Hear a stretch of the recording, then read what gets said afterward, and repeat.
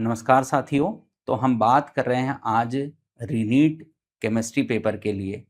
तो सबसे पहले हम केमिस्ट्री पेपर का एनालिसिस करें तो हमने क्या देखा कि हमारा ये जो पेपर इस बार जो रीनीट एग्ज़ाम का केमिस्ट्री का था, अब तक पिछले 2 पेपर, एक जो हमने नीट 2026 केमिस्ट्री का पेपर दिया और नीट हमने जो 2025 का केमिस्ट्री पेपर दिया, उससे कहीं न कहीं थोड़ा-सा टफ और लेंदी बनाया गया था, है ना? कहीं न कहीं हमारे जो क्वेश्चन हैं वो थोड़े से ट्रिकी थे, समय लेकर करने वाले क्वेश्चन थे, तो कहीं न कहीं बच्चों के इन सब के चलते थोड़ा-सा ये पेपर लेंदी और कठिन लगा।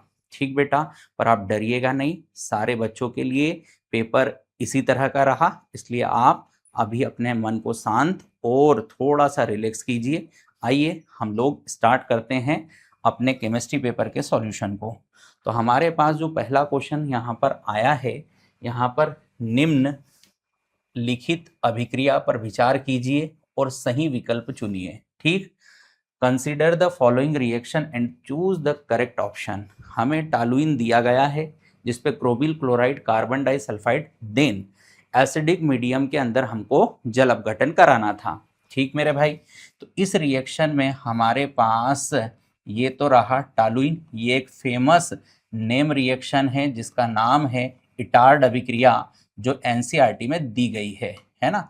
अब इस पर हमने सबसे पहले क्रोमिल क्लोराइड और क्या बेटा कार्बन डाइसल्फाइड की रिएक्शन कराई, तो हमारा एक कॉम्प्लेक्स इंटरमीडिएट के फॉर्म में यहाँ पर बना। ठीक, तो यहाँ पर हमारा जो इंटरमीडिएट बनता है वो कुछ इस तरीके का था, जिसको आगे हम लोग एसिडिक मीडियम में जब हाइड्रोलिसिस कराते हैं तो हमारे पास इसका जो मेजर प्रोडक्ट के रूप में बेंजल्डिहाइड फॉर्म हो जाता है और साथ में बेटा जी यहाँ पर एसिटिक एसिड फॉर्म होता है। ठीक, आइए अब हम स्टेटमेंट को देखें और अपने सही आंसर को चयन करें। ठीक, अब बोला गया है यौगिक पी मतलब जो प्रोडक्ट है BSO4 पर PD की उपस्थिति में बेंजोइल क्लोराइड के हाइड्रोजनीकरण द्वारा प्राप्त उत्पाद की तरह होता है। बिल्कुल, यहाँ रोजन-मुंड अभिक्रिया हमको क्या करके दी गई है, जहाँ पर बेंजोइल क्लोराइड है, जहाँ पर PDBSO4 हमारा कैटलिस्ट है। इसकी प्रेजेंस में जब हम इसकी रिएक्शन हाइड्रोजनीकरण करते हैं तो क्या हमारे पास एक बार पुनः बेंजल्डिहाइड बनता है जो कि इटार्ड रिएक्शन में बन रहा है। मतलब पहला ऑप्शन हमारा करेक्ट हो रहा है। बाकी ऑप्शन पर भी बात करते हैं। यौगिक में पी के संतृप्त सोडियम बाइकार्बोनेट विलयन के साथ अभिक्रिया करने पर तीव्र बुदबुदाहट देखी जाती है, तो ये स्टेटमेंट कहीं ना कहीं गलत है। यहाँ पर हमारे पास कार्बोनिक एसिड फॉर्म होता है जो कि क्या बेंजल्डिहाइड से ज़्यादा एसिडिक है, तो ये रिएक्शन हमारा फिजिबल नहीं होता है। ठीक, अब हमारे पास क्या है, यौगिक पी के लिए हम बेंजीन की निर्जल AlCl3 की प्रेजेंस में क्या असाइल क्लोराइड के साथ अभिक्रिया द्वारा बना सकते हैं, तो ये भी हमारा एक गलत ऑप्शन है। बेंजीन पर जब हम एसिटिल क्लोराइड की रिएक्शन AlCl3 की प्रेजेंस में करते हैं तो ये हमारा असाइलेशन है जिससे एसिटोफिनोन बनेगा। क्या बनेगा बेटा, एसिटोफिनोन बनेगा और हमें चाहिए बेंजल्डिहाइड, तो ये ऑप्शन भी हमारा गलत है। नेक्स्ट की बात करते हैं। ब्रोमीन जल के साथ उपचार करने पर यौगिक पी एक सफेद अवक्षेप देता है, तो हमारा यहाँ पर जो बेंजल्डिहाइड है वो ब्रोमीन जल के साथ कोई वाइट प्रेसिपिटेट नहीं बनाता है, ये फिनॉल और एनिलीन की रिएक्शन होती है, तो ये वाला ऑप्शन भी हमारा गलत है। तो इस क्वेश्चन के लिए हमारा जो करेक्ट आंसर हो रहा है बेटा वो क्या है, फर्स्ट। नेक्स्ट पर आते हैं। अगला जो हमारे पास क्वेश्चन है उसमें हमारे पास क्या कुछ कोऑर्डिनेट या कोऑर्डिनेशन कंपाउंड दिए गए हैं जिसका क्या एक IUPAC नाम दिया गया है जिसका सही हमें स्ट्रक्चर पहचानना है। ठीक मेरे भाई, क्या बोला है, टेट्राएमीन बोला है। टेट्राएमीन बोला है मतलब NH3 क्या हमारे पास होल 4 होना चाहिए। एक्वा मतलब यहाँ पर एक और हमारा लिगेंड जो कि वाटर है। फिर क्या बोला है, क्लोरिडो मतलब क्लोरीन भी हमारा एज अ लिगेंड है। ठीक, कोबाल्ट कहा गया है, कोबाल्ट कहा गया है। काउंटर आयन नेगेटिव है, यहाँ पर हम Cl लिख देते हैं, जिसका ऑक्सीडेशन नंबर क्या +3 है, तो यहाँ पर हमारा क्या +2 हो रहा है, ये न्यूट्रल लिगेंड है, तो यहाँ पर इसको बैलेंस करने के लिए कितना लगा देते हैं, 2। अब आप इस स्ट्रक्चर को चेक कर लीजिए किस ऑप्शन से ये मैच करता है। तो हम देख पा रहे हैं पहला ही ऑप्शन क्या मेरा करेक्ट ऑप्शन है, बाकी इसके लिए स्ट्रक्चर नहीं होंगे, तो इसका करेक्ट आंसर क्या होने वाला है बेटा, फर्स्ट। ठीक है, आइए नेक्स्ट क्वेश्चन पर बात करते हैं। नेक्स्ट क्वेश्चन हमारे पास क्या ये ए ब्लॉक एलिमेंट के कुछ आयन का कॉन्फ़िगरेशन हमसे पूछना चाहता है। क्वेश्चन क्या है देखें, तो 4 अयुग्मित इलेक्ट्रॉन वाला क्या बेटा लेंथेनाइड आयन दिए गए हमारे आयन में से हमें पहचानना है। तो बहुत सिंपल, हमने इसको क्लास में कई बार करा है कॉन्फ़िगरेशन बनाकर। तो देखें हम लोग सबसे पहले हम लोग बात करते हैं HO हॉफनियम से। यहाँ पर इसका कितना एटॉमिक नंबर है, तो पहले 67 के लिए बना लेते हैं। इसका कॉमन कॉन्फ़िगरेशन क्या है, जिनॉन है। ठीक है सर, जिनॉन के बाद हमारा 4F 5D और 6S। ठीक बेटा जी, अब यहाँ पर 54 हो गया, यहाँ कितना 56, कितना 11, तो यहाँ पर 11 और ये 0, मैंने सारी ट्रिक बता रखी है। अब हमको यहाँ पर इस 67 में से कितना डोनेट करना है, 3, तो आउटर मोस्ट सोल में से 2 यहाँ से गया, 1 यहाँ से गया, मतलब हमारे पास इसका करेक्ट कॉन्फ़िगरेशन जो बचता है आयन के लिए जिनॉन, यहाँ पर 4F कितना होता है बेटा 10। अब आप इस F के 7 ऑर्बिटल के साथ क्या इन 10 इलेक्ट्रॉन को फिल कर दो। ठीक मेरे भाई, 1 2 3 4 5 6 7 8 9 एंड 10, कितना अनपेयर्ड इलेक्ट्रॉन दिख रहा है, 4। क्या सर हमारा पहला ही क्वेश्चन, पहला ही ऑप्शन क्या हमारा आंसर होने वाला है, तो हाँ ये सही है, पर बाकी को भी हम एक बार चेक जरूर करेंगे। फिर आते हैं हम लोग बेटा किस पर, हमारा Nd+3 के लिए, है ना, ये हमारा क्या था HO+3। तो पहले हम इसके मेन एलिमेंट का कॉन्फ़िगरेशन लिखेंगे, देन उसके आयन का। तो यहाँ पर कितना है सर 60 है।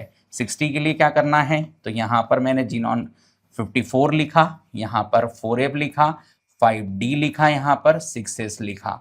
ठीक सर, यहाँ पर हम 2 इलेक्ट्रॉन फिल करेंगे, 56 होता है, और हमारे पास कितना बच रहा है यहाँ पर 4। ठीक सर, और यहाँ पर कितना 0, ये न्यूट्रल का है, ध्यान रखना, इसमें से कितना जाएगा 3, तो यहाँ से 2 गया, 1 यहाँ से गया। सर इसके 4F के अंदर कितने इलेक्ट्रॉन हमारे पास रह रहे हैं, तो सर इसके 4F के अंदर क्या सर 3 इलेक्ट्रॉन रिमेनिंग है, क्योंकि इसका जो एक्चुअल कॉन्फ़िगरेशन आयन के लिए है वो जिनॉन, और यहाँ पर सर 4F कितना 3 होने वाला है, बाकी में 0 है। ठीक सर, मतलब ये हमारा करेक्ट ऑप्शन नहीं है। नेक्स्ट पर आते हैं, नेक्स्ट हमारा क्या है सीरियम। तो सीरियम कितना होता है सर, सीरियम को अगर हम देखें तो सीरियम 58 होता है। अब सीरियम का आयन हमें 3+ बना के दिया गया है। इसका पहले सीरियम न्यूट्रल का लिखते हैं जिनॉन, यहाँ पर बेटा 4F 5D और बोलो 6S। ठीक, अब यहाँ 6S में 2 होता है, ये एक्सेप्शन है, D के अंदर 1 होता है और F के अंदर भी 1। हमको कितना हटाना है सर, इसमें से इसमें 3+ बनाना है, तो ये 2 हटा दो, तो इसका जो करेक्ट कॉन्फ़िगरेशन है सर वो जिनॉन 4F, जिनॉन हमारे पास क्या हो जाएगा बेटा, यहाँ पर जिनॉन 4F हमारे पास 1 हो जाएगा। ठीक सर, मतलब इसके F में कितना इलेक्ट्रॉन आएगा, तो इसके F के लिए अगर मैं इलेक्ट्रॉन बनाता हूँ तो वो 1 आएगा। ठीक सर, अब आ जाओ हमारे पास लास्ट क्या बच रहा है, टर्बियम। अब टर्बियम का हमारे पास 65 है, और इसके आयन के लिए देखें तो 3+ हमको बनाना है।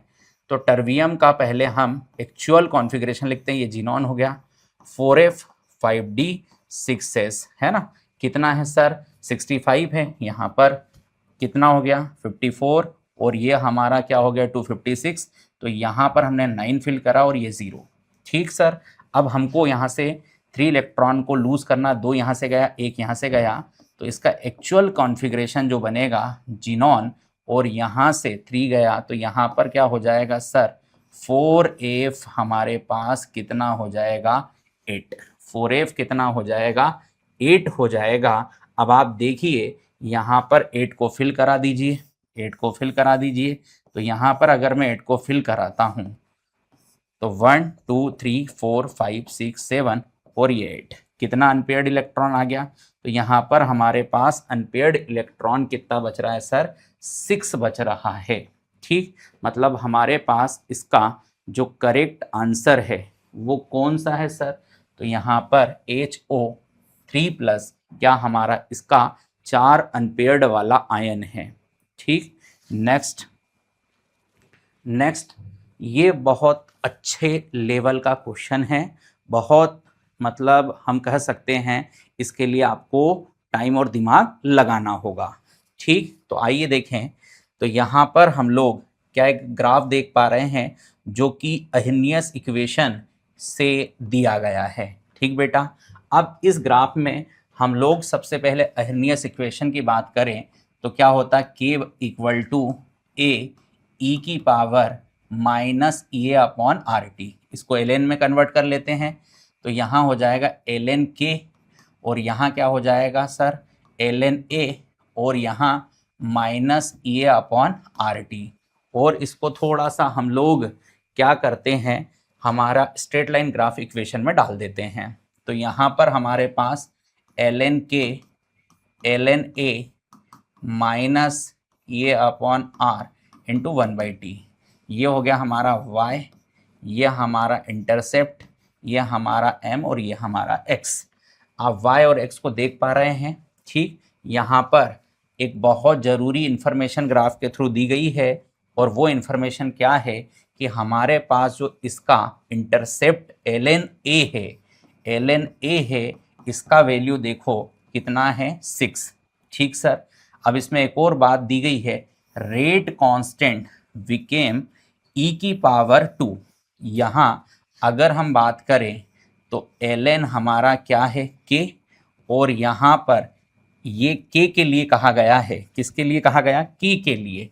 देखो तो k हमारे पास क्या दिया क्वेश्चन में e की पावर 2, हम दोनों के लिए लॉग ले लेते हैं ln k और यहाँ पर ln e की पावर 2। इसको अगर हम सॉल्व करते हैं तो ln k का वैल्यू हमें मिलेगा 2 ln बेस ई जो कि 1 हो गया, मतलब ln k का वैल्यू कितना आ गया बेटा हमारे पास 2।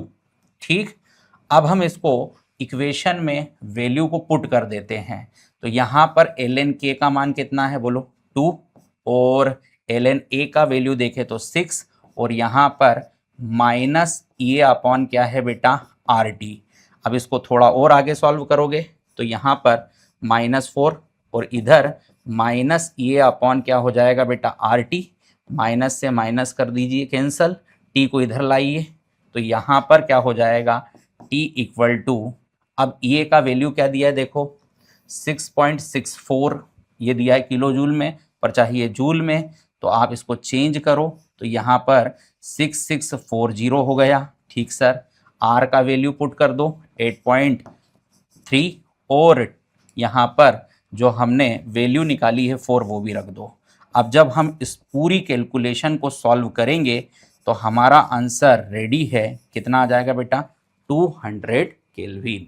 ठीक, थोड़ा सा क्या इसमें अपने को कैलकुलेशन सवाल के अंदर ज़्यादा था और चीज़ों को पहचानना था कौन सी चीज़ के लिए कहाँ से वैल्यू क्या मिलेगी। ठीक बेटा, नेक्स्ट क्वेश्चन हमारा डी ब्लॉक सिंपल सा हीटिंग इफेक्ट पर पूछा गया क्वेश्चन है, जहां पर हमें KMnO4 को हीट करने के बाद जो प्रोडक्ट बनता है उसके लिए क्या कलर होगा उसके हिसाब से प्रोडक्ट को आइडेंटिफाई करना था। ठीक मेरे भाई, तो हम लोग लिखते हैं रिएक्शन KMnO4 को हम लोग हीट कराते हैं और इस रिएक्शन को मैं बैलेंसिंग के साथ लिख देता हूं। तो जब KMnO4 को गर्म करते हैं तो हमारा K2MnO4 पोटेशियम पर मैग्नेट से पोटेशियम मैग्नेट फॉर्म होता है।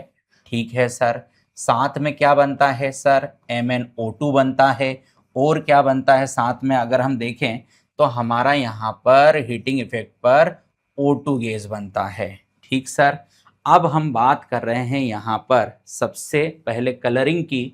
तो हमारे पास ये जो KMnO4 है, क्या ये पर्पल वायलेट कलर का होता है? बट हमारा K2MnO4 जो है सर, एक डार्क ग्रीन सब्सटेंस होता है, एक डार्क ग्रीन क्या हमारा कंपाउंड होता है। और MnO2 का हमारा कैसा कलर होता है सर? Brown colour. तो हमारे पास सिंपल सा क्वेश्चन था जिसका करेक्ट आंसर बेटा यहाँ पर क्या सेकंड होने वाला है। नेक्स्ट, अगला हमारे पास जो क्वेश्चन है ये भी एक अच्छे लेवल का क्वेश्चन है, जहाँ पर हमारे पास कुछ केमिकल रिएक्शन दी गई है हाइड्रोकार्बन से, जिसका हमें साहोर्स निरूपण कर क्या उनके लिए सही स्टेटमेंट है वो पहचानना है। ठीक, तो यहाँ पर सबसे पहले देखें तो ट्रांस 2 ब्यूटीन को हम लोग Br2 से CCl4 की प्रेजेंस में रिएक्शन करा रहे हैं। ठीक सर, ट्रांस 2 ब्यूटीन, ये हो गया हमारा ट्रांस 2 ब्यूटीन बेटा। इस पर हम लोग Br2 CCl4 की रिएक्शन करा रहे हैं। ये कैसा एडिशन है? एंटी एडिशन है। ट्रांस पर एंटी एडिशन क्या सर मीजो कंपाउंड बनाएगा, मीजो कंपाउंड। और अगर मैं इस कंपाउंड को देखूं तो सर हमें कैसे आइडेंटिफाई करना ये मीजो है? तो आप इसका एक्लिप्स्ड फॉर्म बना लो। कैसे? या तो इसे क्लॉकवाइज या एंटी क्लॉकवाइज रोटेट करा दो। जब आप इसको कैसे रोटेट कराओगे बेटा? एंटी क्लॉकवाइज, तो आपका इसका जो स्ट्रक्चर हो रहा है, यहाँ Me आ जाएगा, यहाँ पर H आ जाएगा, और आपका अगर इसको देखोगे तो यहाँ पर हम लोग देखेंगे H यहाँ पर, ये जो है ये फिक्स रहेगा, H यहाँ पर, Br यहाँ पर शिफ्ट हो जाएगा। तो यहाँ पर हमारे पास इसका स्ट्रक्चर देखो कुछ ऐसा दिखेगा। अब इसके अंदर कोई प्लेन ऑफ सिमेट्री नहीं है, मतलब ये हमारा एक रेशमिक मिक्सचर बन गया। क्या बन गया? रेशमिक। बनना क्या था बेटा? मीजो, पर बना क्या? रेशमिक। मतलब ये स्टेटमेंट क्या हो गई हमारी? रॉन्ग। ठीक बेटा, अगला देखो। अब हमको सिस 2 ब्यूटीन मिला है, ये हो गया हमारा सिस 2 ब्यूटीन। अब इसके साथ हमें यहाँ पर दिया गया है अल्कलाइन, अल्कलाइन KMnO4, जो कि वेयर्स रिएजेंट है, जिसका हमारे पास कैसा एडिशन? सिन एडिशन। फिर से कंपाउंड क्या बनेगा? मीजो बनेगा। ठीक मेरे भाई, अब फिर से आप इसको एक्लिप्स्ड फॉर्म बना दो, ये यहाँ आ जाए, ये यहाँ आ जाए, ये यहाँ आ जाए। अब आप चेक कर सकते हो आपका ये जो कंपाउंड है क्या ये पॉज शो कर रहा है? इसमें क्या शो हो रहा है बेटा? पॉज। और पॉज लग रहा है मतलब ये ऑप्टिकल इनएक्टिव है, मतलब ये मीजो कंपाउंड है। ये क्या है? मीजो। तो हमारा फर्स्ट स्टेटमेंट रॉन्ग है बट सेकंड करेक्ट है।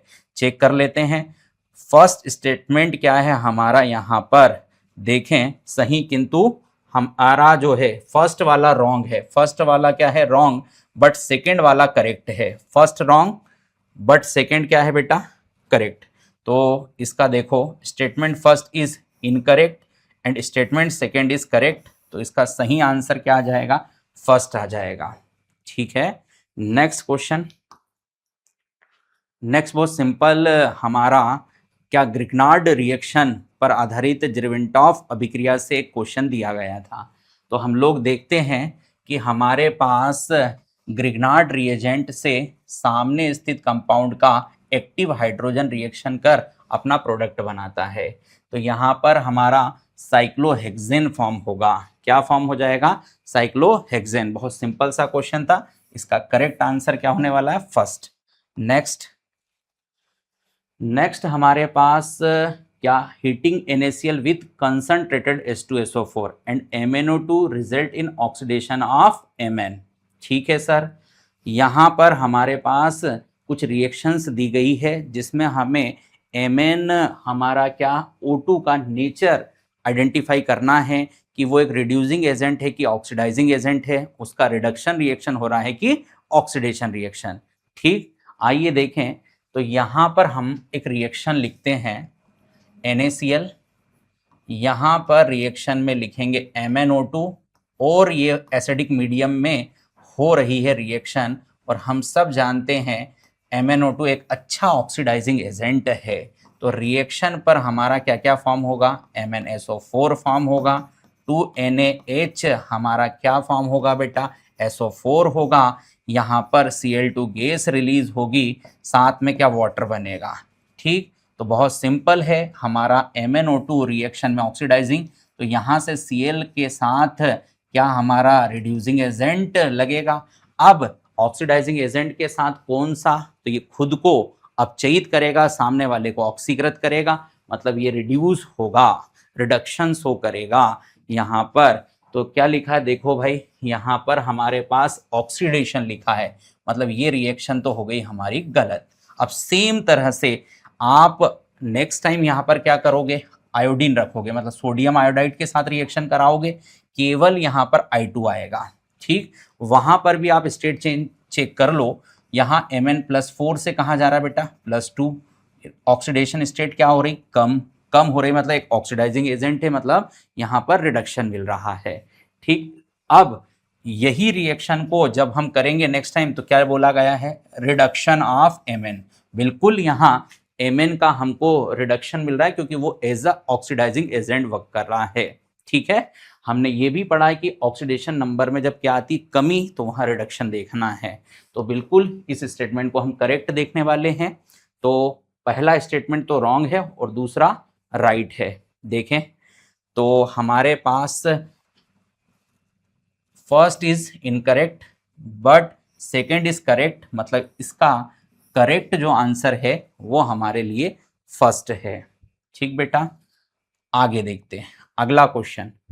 अगला क्वेश्चन बहुत सिंपल सा क्वेश्चन है, इलेक्ट्रॉन एफिनिटी का ऑर्डर है। तो सेकेंड और थर्ड में हमारे पास जो बात करते हैं हम लोग यहाँ पर फ्लोरीन, क्लोरीन, ब्रोमीन और आयोडीन। तो जब हम फ्लोरीन से कहाँ आते हैं, क्लोरीन, अर्थात सेकेंड और थर्ड आवर्त में, थर्ड आवर्त के एलिमेंट के लिए इलेक्ट्रॉन एफिनिटी की वैल्यू ज़्यादा होती है। रीज़न, आने वाले इलेक्ट्रॉन के लिए अट्रैक्शन कम, रिपल्शन जो है अट्रैक्शन ज़्यादा और रिपल्शन कम। बट वही सेकेंड पीरियड के एलिमेंट के लिए साइज छोटा होने की वजह से आने वाले इलेक्ट्रॉन के लिए अट्रैक्शन कम होता है बट रिपल्शन ज़्यादा होता है। यही वजह है कि हम इनको स्विच कर लेते हैं। तो क्लोरीन के लिए हाईएस्ट क्या उसके ग्रुप में इलेक्ट्रॉन एफिनिटी होती है, देन फ्लोरीन, देन ब्रोमीन और देन आयोडीन। रीजन हमको क्या क्लास में कई बार बताया गया है और हमने इस क्वेश्चन को सबने सही भी किया होगा। तो इसका करेक्ट आंसर क्या हो जाएगा बेटा, फोर्थ। नेक्स्ट हमारे पास जो क्वेश्चन है वो कोऑर्डिनेशन केमिस्ट्री से लिया गया है, बहुत सिंपल सा क्वेश्चन है, आइए इसको देखें। तो हमारे पास यहाँ पर क्या दिया गया है बेटा, आयरन का एक कॉम्प्लेक्स है जिसमें ऑक्सलेट हमारा क्या है, एज अ लिगेंड वर्क कर रहा है, जिसका यहाँ पर जो है x का होल थ्राइस, इसका नंबर कितना है 3 और कोऑर्डिनेशन नंबर है 6, मतलब एक ऑक्टाहेड्रल कॉम्प्लेक्स है। तो अगर हम देखें इसका स्ट्रक्चर बेटा, तो ऑक्टाहेड्रल के लिए बाइडेंटेड लिगेंड है, तो ये हमारा ऑक्सलेट यहाँ पर क्या बाइडेंटेड के फॉर्म में अपना क्या ऑक्टाहेड्रल स्ट्रक्चर ड्रॉ कराएगा। तो यहाँ पर ठीक, अब हम इसका जब मिरर इमेज बनाएंगे, क्या बनाएंगे बेटा, तो मिरर इमेज इसका क्या फॉर्म होगा, आइए देखें उसको भी। यहाँ पर इसका मिरर इमेज क्या फॉर्म होगा, तो आप देखेंगे ठीक, यहाँ पर ये इसका मिरर इमेज, तो आप देख सकते हो ये एक दूसरे के ऊपर पूर्णतः अध्यारोपित नहीं हो रहा है, मतलब ये कायरल मॉलिक्यूल है। अगर ये पूर्ण रूप से अध्यारोपित हो जाता, एक दूसरे के ऊपर सुपर इम्पोज्ड हो जाते, तो हम लोग इसको अकायरल बोलते। तो पहला स्टेटमेंट तो सर बिल्कुल करेक्ट है। देखें नेक्स्ट में हमको क्या बोला है, बोलो क्रोमियम, क्रोमियम के साथ 2 मोनोडेंटेड लिगेंड लगा दिए, हमारे पास वाटर और वाटर, और यहाँ पर हमारे पास एक बाइडेंटेड लिगेंड भी है ऑक्सलेट, ये इस तरीके का। तो ये हमारा इसका क्या फॉर्म हो गया बेटा, सिस फॉर्म हो गया। अब अगर हम इसका ट्रांस बनाएंगे तो सिस इसका एक्टिव है, बट इसका जब हम ट्रांस बनाएंगे, ट्रांस किस तरीके से देखिए, तो यहाँ हम वाटर मॉलिक्यूल, यहाँ पर वाटर मॉलिक्यूल, यहाँ पर हमारा ये बाइडेंटेड ऑक्सलेट लिगेंड और बाइडेंटेड ऑक्सलेट। तो आप देख रहे हो इसमें क्या पॉज आ रहा है, तो पॉज वाला हमारा क्या हो जाएगा, इनएक्टिव, और हमारा सिस वाला क्या हो जाएगा, एक्टिव अर्थात कायरल।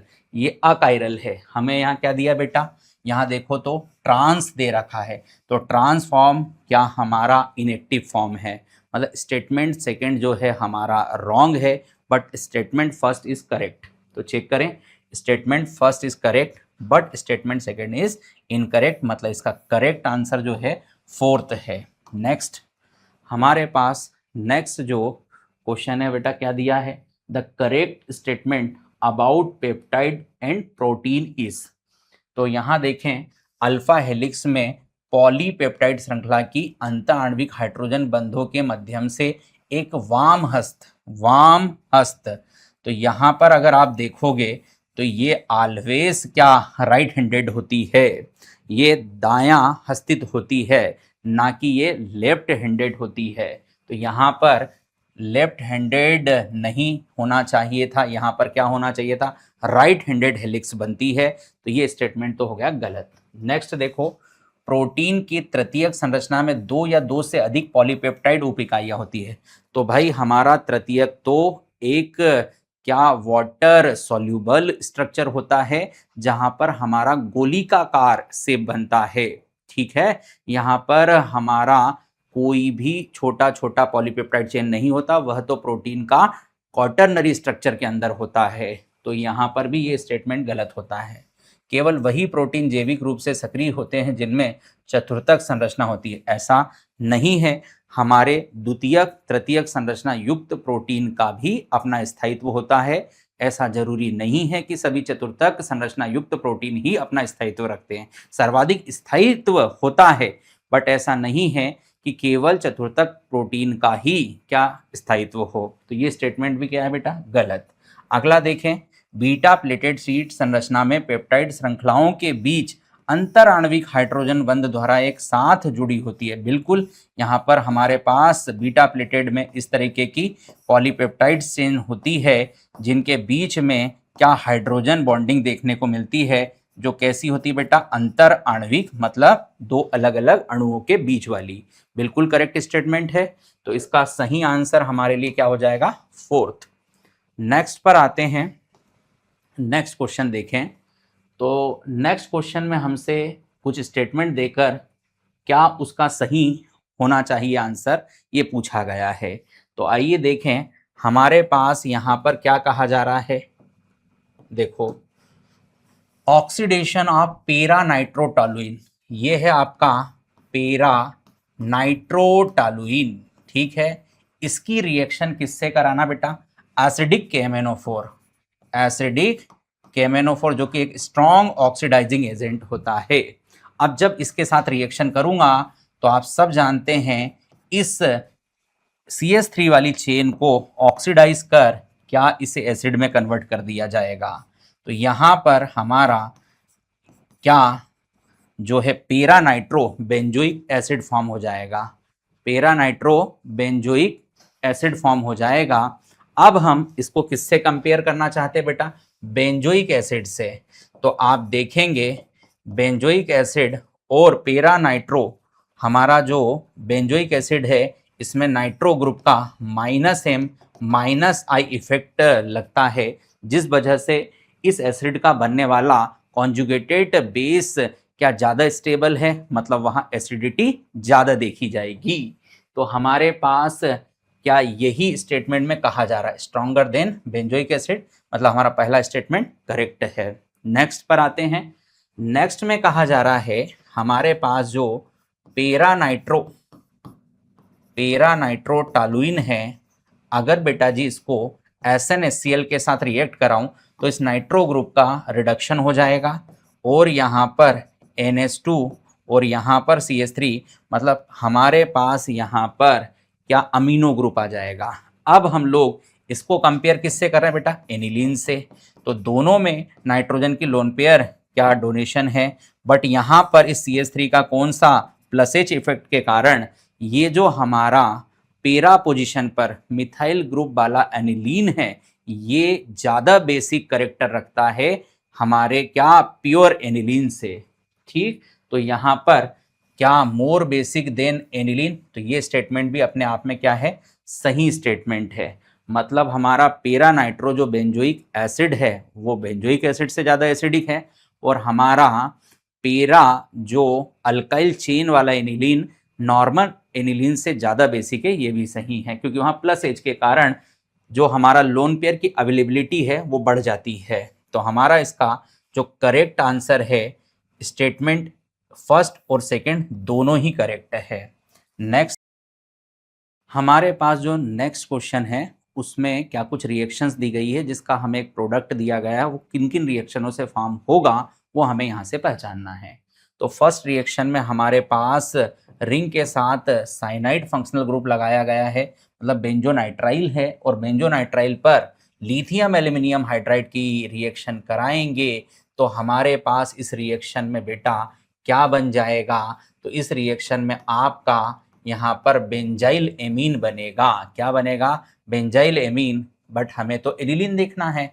अगला जो है हमारा क्या बेंजामाइड है जिस पर QHBr2 हाफमैन ब्रोमामाइड रिएक्शन कराएंगे तो यहाँ पर निम्नीकरण होगा कार्बन का और हमारा पहले से कम कार्बन का एमीन बनेगा, मतलब सर यहाँ पर एनिलीन फॉर्म होगा।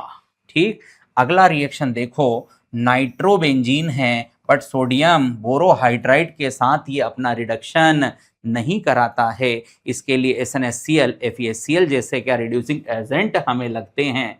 यहाँ पर हमारा एक बार पुनः क्या कोई एनिलीन फॉर्म नहीं होगा, बट नेक्स्ट रिएक्शन में जो हमारा यहाँ पर देखें तो 2 डिग्री अमाइड जो है उसके अंदर हम HCl और H2O के साथ जब हीट कराते हैं तो एक बार पुनः हमारे पास बेटा जी रिएक्शन में एक तो एनिलीन बनता है और यहाँ पर आपका एसिटिक एसिड फॉर्म होता है।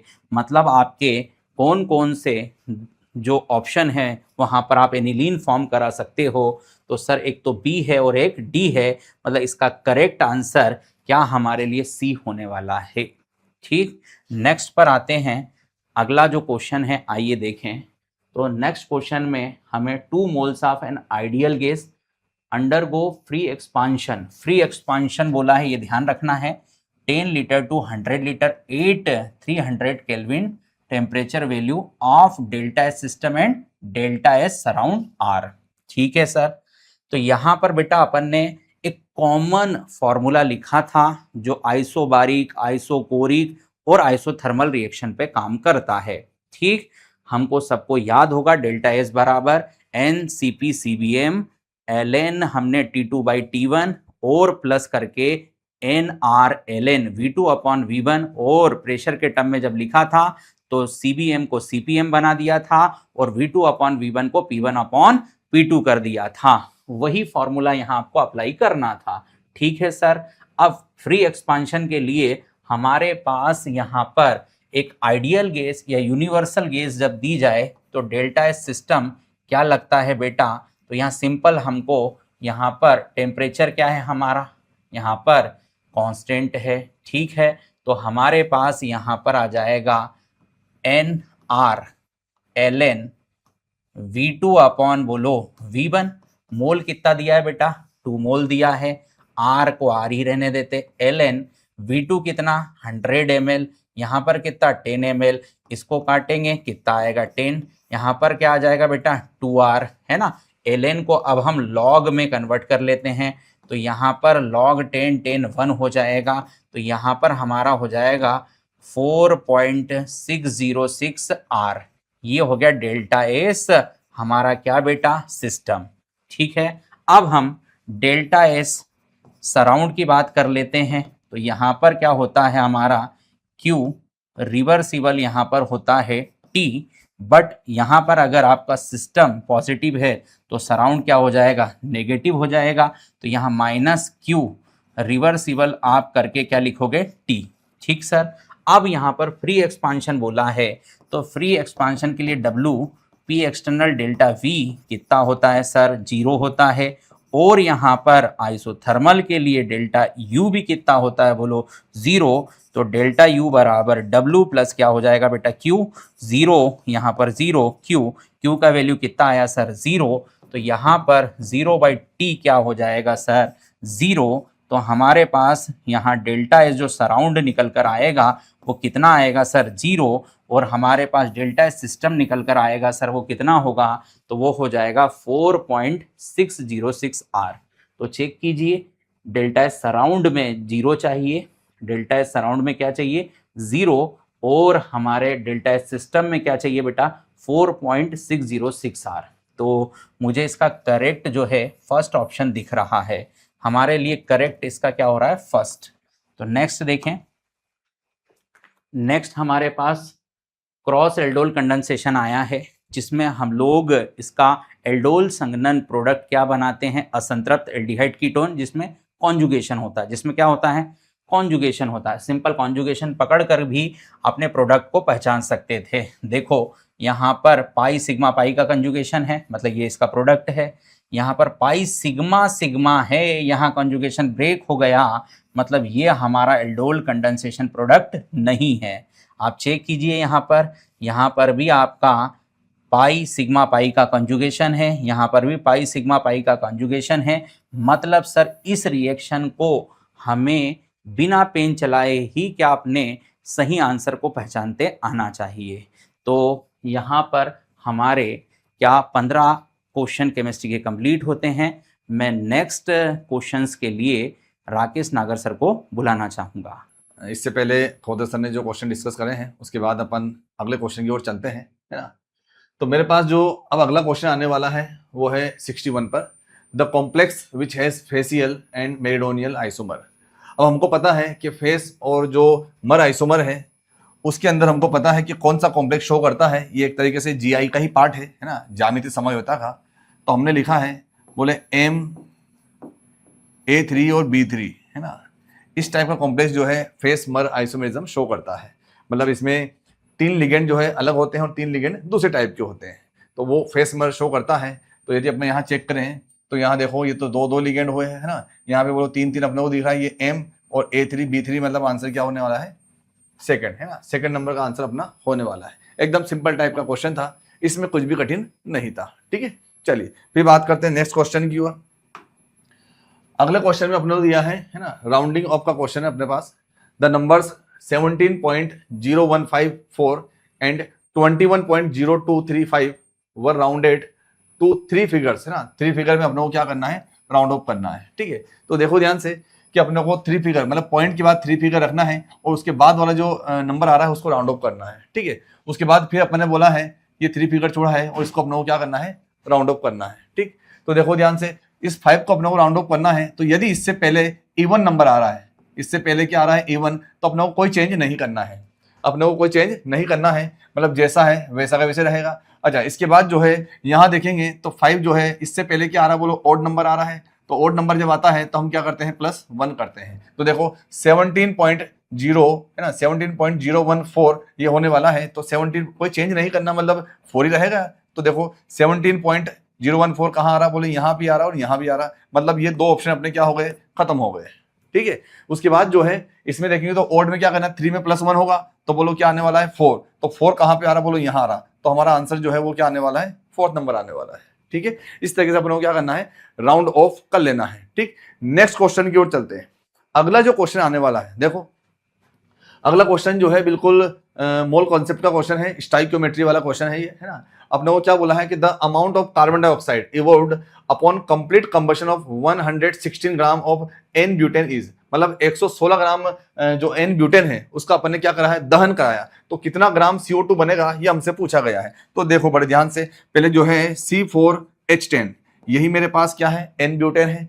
जब मैंने इसका कंबशन कराया तो हमेशा O2 के साथ रिएक्शन कराई जाती है, और कंबशन मतलब दहन में हमेशा क्या बनता है, CO2 और H2 बनता है। पर बिना बैलेंसिंग के स्टाइकियोमेट्री नहीं लगाना है, सबसे पहले रिएक्शन को क्या करेंगे, बैलेंस करेंगे। तो बोलो बैलेंस करेंगे, तो बैलेंस कैसे की जाती है रिएक्शन, बोलो जितने कार्बन है उतना CO2 बना दो, बोले बिल्कुल सही है। अच्छा, फिर यहाँ बोलो जितना हाइड्रोजन है उसका आधा क्या बना दो, H2O, मतलब ये क्या हो जाएगा 5। अब जितने ऑक्सीजन उधर आ रहे हैं तो बोलो 4 और 2 कितना हो गया 8, 8 और 5 कितना हो गया, बोलो 13। तो बोलो जितने ऑक्सीजन उधर आ रहे हैं, तो मैंने यहाँ लगाया 13, लेकिन 13 दूना क्या हो गया 26, 26 को फिर 2 से डिवाइड करेंगे तो वापस क्या हो जाएंगे 13। तो मतलब जितने ऑक्सीजन उधर आते हैं उसको 2 से भाग देते हुए यहाँ रख देना है। ये रिएक्शन क्या होगा बैलेंस, और हमको क्या मिल चुका है स्टोइकियोमेट्री कोएफिशिएंट। बोलो यहाँ क्या मिल गया, बोलो ये 1 मिल गया, बोलो ये कितना मिल गया 13.2 मिल गया, और यहाँ बोलो ये 4, और यहाँ बोलो ये 5। ठीक है, इतना तो हमको समझ में आता है। लेकिन मुझे जो मास टू मास पूछा है, ये तो मोल टू मोल आया, लेकिन मास टू मास पूछा तो मास में चलेंगे। बताओ सबसे पहले इसका मास कितना आने वाला है, तो मुझे पता है कि कार्बन, इसका मोलिकुलर मास भी हमको निकालते आना चाहिए। तो मोलिकुलर मास कैसे निकालेंगे, तो मैंने बोला 4 इंटू बोलो कितना हो गया 12, ये कार्बन हो गया अपना। फिर बोलो हाइड्रोजन कितना है, बोलो 10, तो ये कितना हो जाएगा, बोलो 12 चौक 48 है ना, 12 चौक क्या हो गया, बोलो 48, 48 प्लस बोलो 10 कितना हो जाएगा, बोलो 58 है ना। तो मेरे पास इसका जो मोलिकुलर मास आया, मतलब मास टू मास चल रहे हैं, तो बोलो मास जो आएगा, द्रव्यमान जो आएगा वो कितना आएगा 28 ग्राम आ जाएगा। ठीक है, अब मुझे CO2 के बारे में पूछा है, तो CO2 का मास कितना बन रहा है 28 ग्राम ब्यूटेन जब लिया जाता है तो कितना ग्राम CO2 बन रहा है, बोले 4 इंटू 44 बन रहा है। बोले यहां तक भी समझ में आता है, लेकिन हमको कितना मास ब्यूटेन का दिया है, बोले मुझे तो 116 ग्राम दिया है, तो इतने में इतना बनता है, तो बोलो 116 ग्राम में कितना बन जाएगा, मुझे ये यहाँ समझ में आता है। और इतने में कितना बनने वाला है, तो 4 इंटू 44 यहाँ आएगा, डिवाइड में कौन जाएगा, बोले 58 जाएगा, इंटू बोलो 116 हो जाएगा। ठीक है, इतना तो हमको समझ में आता है। अच्छा, जब ये कैंसिल आउट होगा तो ये कितना टाइम कैंसिल आउट होने वाला, देखो ध्यान से, बोले 2 बार कट जाएगा, ये 2 बार कट जाएगा। ठीक है, तो जब इनका मल्टीप्लाई किया जाएगा तो आंसर क्या आने वाला है 352। जब इनका गुणा किया जाएगा तो आंसर क्या आने वाला है 352 आने वाला है। ठीक है, तो इस तरीके से हमारा आंसर क्या आ जाएगा सेकंड वाला। मतलब बहुत सिंपल टाइप का क्वेश्चन था, इसमें कुछ भी कठिन नहीं था। ठीक है, चलिए आगे बढ़ते हैं नेक्स्ट क्वेश्चन की ओर। अगला जो क्वेश्चन आया एटॉमिक स्ट्रक्चर का क्वेश्चन है, परमाणु संरचना। और हमको पता है कि रेडियल नोड निकालने का जो हमारे पास जो सूत्र होते हैं वो हमको पता ही है, लेकिन कितने रेडियल नोड का बोला है, बोले 2 रेडियल नोड है ना। कितने रेडियल नोड, 2 रेडियल नोड। तो जब ग्राफ बनाया जाएगा तो हमको ग्राफ जो बनाया गया है वो किस में बना के दिया गया है, बोलो साई है ना, साई और आर में ग्राफ बना के दिया है। तो हमको क्या करना है, कितने इंटरसेक्शन हो रहे हैं, मतलब कितने क्रॉस हो रहे हैं, कितनी क्रॉसिंग बन रही है। तो बोलो 2 नोड 2 बार क्रॉस होना चाहिए, तो बोलो ये एक बार क्रॉस ये हुआ, दूसरी बार क्रॉस ये हुआ, तो बोलो 2 नोड इसमें आ रहा है। मतलब आंसर जो आने वाला है वो क्या आने वाला है सी, और सी आंसर बोलो कहाँ दिख रहा है 4th वाले में। तो ये हमारा आंसर क्या हो जाएगा 4th हो जाएगा। ठीक है, क्योंकि सी है ना, ये ABCD प्लस सी वाला ग्राफ सही है, मतलब सी वाला ग्राफ किस कौन से ऑप्शन में दिया है, प्लस सी वाले में 4th वाले में दिया है, तो हमारा आंसर क्या हो जाएगा, बोलो 4th वाला हो जाएगा। ठीक है, चलिए फिर यहाँ के बाद आगे बढ़ते हैं। अगले क्वेश्चन की ओर चलते हैं। अगला क्वेश्चन देखो है ना, निम्नलिखित कार्बन धनायन खाली पी कक्षक किसके साथ अन्योन्य क्रिया द्वारा स्थायी होता है। ठीक है, या following carbocation is stabilised by the interaction of the empty p orbital. ठीक है, तो देखो इसके अंदर जो p ऑर्बिटल है, तो इधर से लग रहा है रेजोनेंस, इधर से लग रहा है रेजोनेंस, इधर से लग रहा है हाइपर कंजुगेशन। ठीक है, तो हमको ऐसे दिखाई दे रहा है सिग्मा और पाई ऑर्बिटल। सीधा सीधा आंसर क्या आ जाएगा, field sigma and field pi orbital इसका आंसर होने वाला है। मतलब ये तो सीधा सीधा रेजोनेंस और हाइपर कंजुगेशन वाला कांसेप्ट है, और ये डेफिनेशन में भी आ जाता है। ठीक है, चलिए अब इसके बाद नेक्स्ट बात करेंगे, अगले क्वेश्चन की ओर चलते हैं। देखो अगला क्वेश्चन क्या आ रहा है, जलीय विलयन में 1.3 विद्युत अपघट्य है ना, 1.3 मतलब केटाइन एनायन का रेशियो पूछा गया है ना, केटाइन एनायन का रेशियो पूछा है। ठीक है,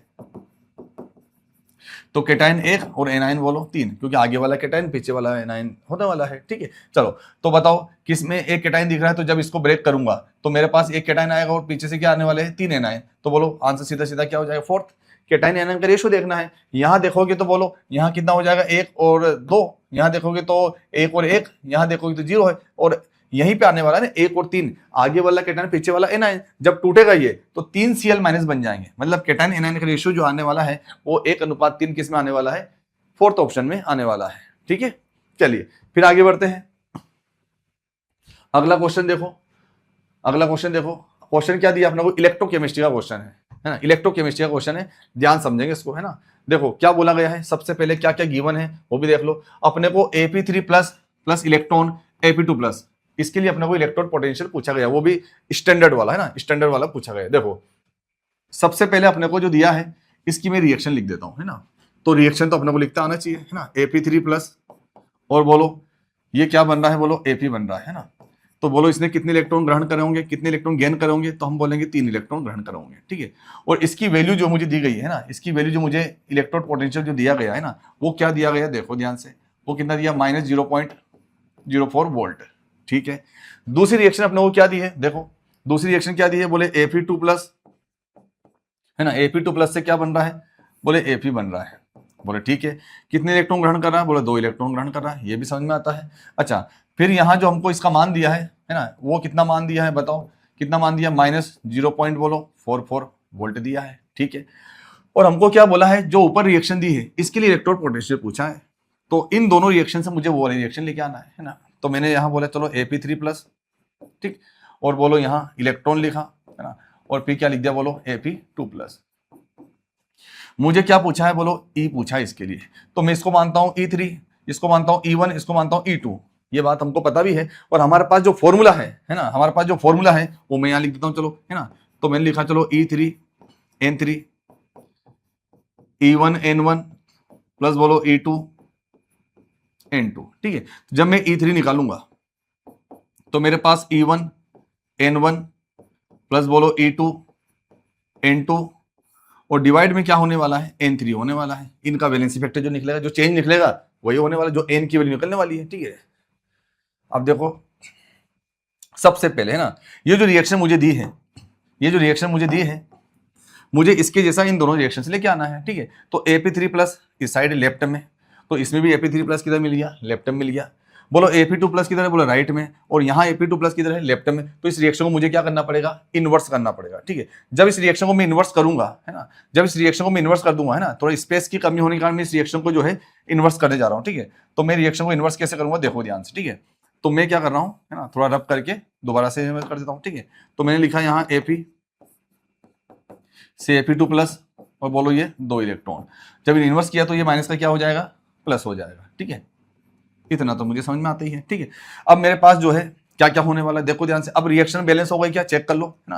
रिएक्शन बैलेंस हो गई तो बोलो ये इलेक्ट्रॉन दिया है ना, ये खत्म हो जाएगा, बोलो तो यहाँ 1 इलेक्ट्रॉन बच जाएगा। ठीक है, और ये Fe से Fe खत्म हो जाएगा, बोलो ऐसी रिएक्शन आ चुकी है। ठीक है, अब मेरे पास मुझे क्या लिखना है, N की वैल्यू। तो इसके लिए N की वैल्यू कितने इलेक्ट्रॉन इन्वॉल्व हो रहे हैं, तो मैं बोलूंगा, बोलो यहाँ कितने इलेक्ट्रॉन इन्वॉल्व हो रहे हैं, तो मैं बोलूंगा इस रिएक्शन में 3 इलेक्ट्रॉन इन्वॉल्व हो रहे हैं। ठीक है, इस रिएक्शन में कितने इलेक्ट्रॉन इन्वॉल्व हो रहे हैं, तो मैं बोलूंगा, बोलो 2 इलेक्ट्रॉन इन्वॉल्व हो रहे हैं। ठीक है, यहाँ बोलो 3 इलेक्ट्रॉन, यहाँ बोलो 2 इलेक्ट्रॉन, और इस रिएक्शन में कितने इलेक्ट्रॉन इन्वॉल्व हो रहे हैं, तो मैं बोलूंगा, बोलो 1 इलेक्ट्रॉन इन्वॉल्व हो रहा है। बस ये N की वैल्यू भी आ गई, सबके लिए N की वैल्यू पुट करो। चलो यहाँ रखेंगे तो बोलो E3, बोलो E1 में रखेंगे -0.04 इंटू क्या हो जाएगा, बोलो 3, प्लस बोलो 0.44 इंटू क्या हो जाएगा, बोलो 2, और N3 क्या हो जाएगा, बोलो 1। कोई कंफ्यूजन नहीं है इसमें तो। ठीक है, अच्छा, तो मैंने यहां लिखा बोलो E3, और ये मल्टीप्लाई होगा 0.14 हो जाएगा। ठीक है, और ये बोलो प्लस में 0.88 हो जाएगा। जब ये वैल्यू माइनस होगी तो मेरे पास जो E3 आएगा और 0. क्या आएगा, 76। ठीक है, तो आंसर क्या आने वाला है, थर्ड आंसर आने वाला है ना। इस तरीके से अपन इस क्वेश्चन को करेंगे। इलेक्ट्रोकेमिस्ट्री का जो क्वेश्चन था बिल्कुल इसी टाइप से होने वाला है। ठीक है, चलिए अब नेक्स्ट क्वेश्चन की ओर चलते हैं। अगला क्वेश्चन जो आने वाला है, ठीक है, फिट करिए, अपने को बोला है K+ और SO4 2- आयनों का अनुपात बताना है। तो मेरे पास फिट करिए मतलब पोटाश एलम है ना, तो K2SO4 Al2SO4 whole thrice .24 H2O। ठीक है, मेरे पास K+ यहां से जो आएंगे वो कितने K+ आएंगे, बोलो 2K+, और बोलो SO4 2- आ जाएगा। ठीक है, यहां से SO4 कितना आने वाला है, बोलो 3SO4 2- आ जाएगा। तो टोटल SO4 जो मेरे पास आने वाला है वो कितना है, 4, और ये K+ कितना है, बोलो 2। रेशो निकालेंगे, है ना, तो मैंने बोला K+ और SO4 2- का रेशो निकालो, तो 2:4, तो 1:, बोलो 2, और 1:2 मतलब कहाँ आ रहा, बोलो यहाँ पे। अच्छा, 2:1 भी दिया है, लेकिन जो पहले बोला गया है उसके हिसाब चलना है। पहले K+ बोला तो पहले क्या रखेंगे, K+ रखेंगे। ठीक है, चलिए यहां तक बात एकदम क्लियर हो गई होगी। नेक्स्ट क्वेश्चन की ओर चलते हैं ना। अगला क्वेश्चन देखो यार, सॉल्यूशन का क्वेश्चन है ना, राउल्ट्स लॉ वाला। ठीक है, consider the following statement about solution formed by mixing 2 liquid. ठीक है, तो देखो, in ideal solution thus formed obeys Raoult's law, जो राउल्ट्स लॉ को फॉलो करता है ना, कंपोजिशन रेंज में ना, तो वो आइडियल सॉल्यूशन होता है। बिल्कुल ये बात एकदम करेक्ट होने वाली है, इसमें कुछ भी गलत नहीं है। अच्छा, mixture of chloroform and acetone, है ना, shows negative deviation from Raoult's law. बिल्कुल ये बात भी क्या है, बिल्कुल सही होने वाली है। ठीक है, लेकिन mixture of aniline and phenol shows positive deviation, ये बिल्कुल क्या है, गलत है। ठीक है, ये बिल्कुल क्या है बोलो गलत। तो उस केस में जो आंसर आने वाला है ए और बी क्या होने वाले हैं, बिल्कुल करेक्ट है ना। ये तो सीधे याद करने वाले क्वेश्चन थे, थ्योरी से सीधे सीधे उठ के आए हैं एग्जाम्पल वाले, ठीक है, पॉजिटिव नेगेटिव डेविएशन वाले हैं, सिंपल टाइप का क्वेश्चन था, ठीक है। चलिए नेक्स्ट क्वेश्चन, इलेक्ट्रोकेमिस्ट्री का क्वेश्चन है, वो गजब का क्वेश्चन है ना। और Debye Huckel Onsager equation का ये क्वेश्चन होने वाला है, ठीक है। तो सबसे पहले जो Debye Huckel Onsager equation जो मेरे पास है ना, मैं डायरेक्ट यदि उसके बारे में बात करूं तो मैंने यहाँ लिखा, सबसे पहले देखेंगे है ना, तो मैंने बोला लेमडा एम है ना, lambda M at any concentration पे ये रहता है, और बोलो यहाँ पे लेमडा एम बोलो इन्फिनिटी हम लोग लिखते हैं माइनस ए है ना, उसके बाद जो है सी की पावर में बोलो 1/2, ठीक। लेमडा एम मुझे दिया गया है, देखो ध्यान से 145 मुझे दिया गया है, बोले ठीक है। लेमडा एम इन्फिनिटी मैं निकालते हो है ना। अच्छा ए की जो वैल्यू दी है ना, तो ये ए क्या होता है, माइनस ए क्या होता है, स्लोप है ना, स्लोप होता है तो मैं यहाँ लिख देता हूँ, चलो माइनस ए मेरे पास स्लोप है, जिसका मान मुझे कितना दिया बोलो -90, माइनस से माइनस खत्म हो जाएगा, तो ए की जो वैल्यू आएगी वो कितने आने वाली बोलो 90, तो मैं ए की वैल्यू रख देता हूँ, चलो 90, तो ये रखा मैं 90। अच्छा सी का जो वैल्यू है ना, सी का जो वैल्यू दी है वो कितनी दी बोलो 0.01 दी है, मतलब 10 की पावर बोलो -2 की पावर में क्या हो जाएगा बोलो 1/2, ठीक है। अच्छा ये 2 से 2 खत्म हो जाएगा, 2 से 2 खत्म हो जाएगा, तो ये बचेगा क्या 10 की पावर -1 है ना, तो चलो 145 लेमडा एम इन्फिनिटी, और ये हो गया 90 इंटू बोलो 10 की पावर -1, तो ये खत्म हो जाएगा है ना, तो बोलो ये बचा क्या 145 लेमडा एम इन्फिनिटी माइनस बोलो 9। तो यदि मैं क्या करता हूं बोलो लेमडा एम इन्फिनिटी निकालता हूं, ठीक है, तो ये माइनस का 9 इधर आएगा है ना, तो 145 प्लस बोलो 9 हो जाएगा, तो बोलो ये जोड़ने पे कितना आ जाएगा बोलो 154। ये मेरे पास क्या आया है लेमडा एम इन्फिनिटी है ना, लेमडा एम क्या है बोलो इन्फिनिटी आया है। अब देखो मुझे जो एक्स वाई दिया है ना, लेमडा एम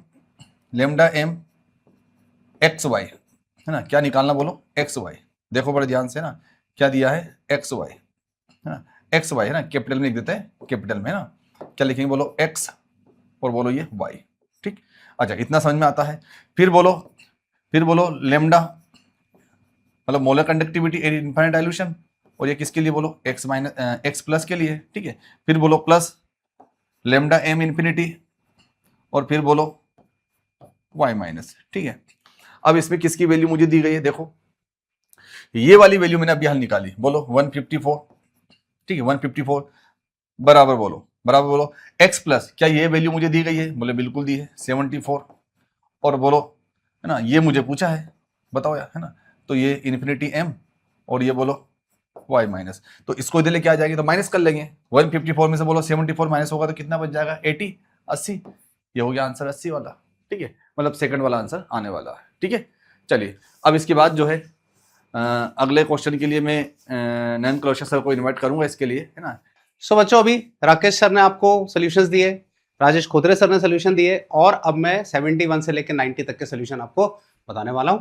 सो पहला 71 क्वेश्चन आप देखें, क्या दिया है कि arrange the following compound in increasing order of polarity, या निम्नलिखित यौगिक को ध्रुवणता के बढ़ते क्रम में व्यवस्थित करें। पहली बात तो जो अपन पोलैरिटी की बात करते हैं ना, तो जो पोलैरिटी होता है जिसको ध्रुवणता कहते हैं अपन, तो ये पोलैरिटी जो होता है वो डायरेक्टली प्रोपोर्शनल होता है डायपोल मोमेंट के। डायरेक्टली प्रोपोर्शनल जो होता है वो किसके होता है, डायपोल मोमेंट है ना। डायपोल मोमेंट ज्यादा रहेगा तो हाइड्रोजन बॉन्डिंग बनाने की टेंडेंसी भी ज्यादा बढ़ेगी, सॉल्युबिलिटी भी ज्यादा आएगी। तो आप जब पहले वाले एग्जाम्पल को देखें तो आपको एक बात समझ आएगी यहाँ पे कि पहला जो एग्जाम्पल मुझे यहाँ नजर आ रहा है वो ईथर है। ये लो पहला एग्जाम्पल जो है ईथर है। डेफिनेटली यहाँ पे इसकी जो टेंडेंसी होती है हाइड्रोजन बॉन्ड बनाने की नहीं होती है, दो बड़े ग्रुप्स आ रहे हैं, और ये मेरे पास आ रहा है एसीटोन है ना, इसमें कार्बोनिल कंपाउंड रहता है जो कि सी डबल बॉन्ड होता है, यहाँ पार्शियल नेगेटिव और यहाँ पे पार्शियल पॉजिटिव आता है। लेकिन आपके पास यहाँ पे जो दो एलिमेंट दिख रहे हैं, एक आपका इथेनॉल दिख रहा है और एक एसिटिक एसिड दिख रहा है। इथेनॉल और एसिटिक एसिड दोनों की ही टेंडेंसी रहती है कि ये आपस में पानी के साथ मिलकर हाइड्रोजन बॉन्ड बना लेते हैं। एसिटिक एसिड डाइमर भी हो जाता है, हमें पता है अल्कोहल स्ट्रॉन्गर हाइड्रोजन बॉन्ड बना लेता है। तो डेफिनेटली कहीं ना कहीं इनके अंदर इन दोनों में डायपोल मोमेंट की वैल्यू जो आएगी वो सबसे ज्यादा आएगी। तो सबसे ज्यादा अगर मैं बात करूं तो सबसे ज्यादा जो डायपोल मोमेंट आएगा वो आपका डी का आएगा, डायपोल मोमेंट डी का आएगा है ना। डी के बाद डायपोल मोमेंट आएगा बी का। तो ये दोनों ऑप्शन तो आपके चले गए। डायपोल मोमेंट सबसे ज्यादा आएगा डी का, फिर आएगा बी का, है ना, उसके बाद आएगा आपका सी और उसके बाद आएगा ए वाले का जो डायपोल मोमेंट आएगा वो सबसे कम आएगा।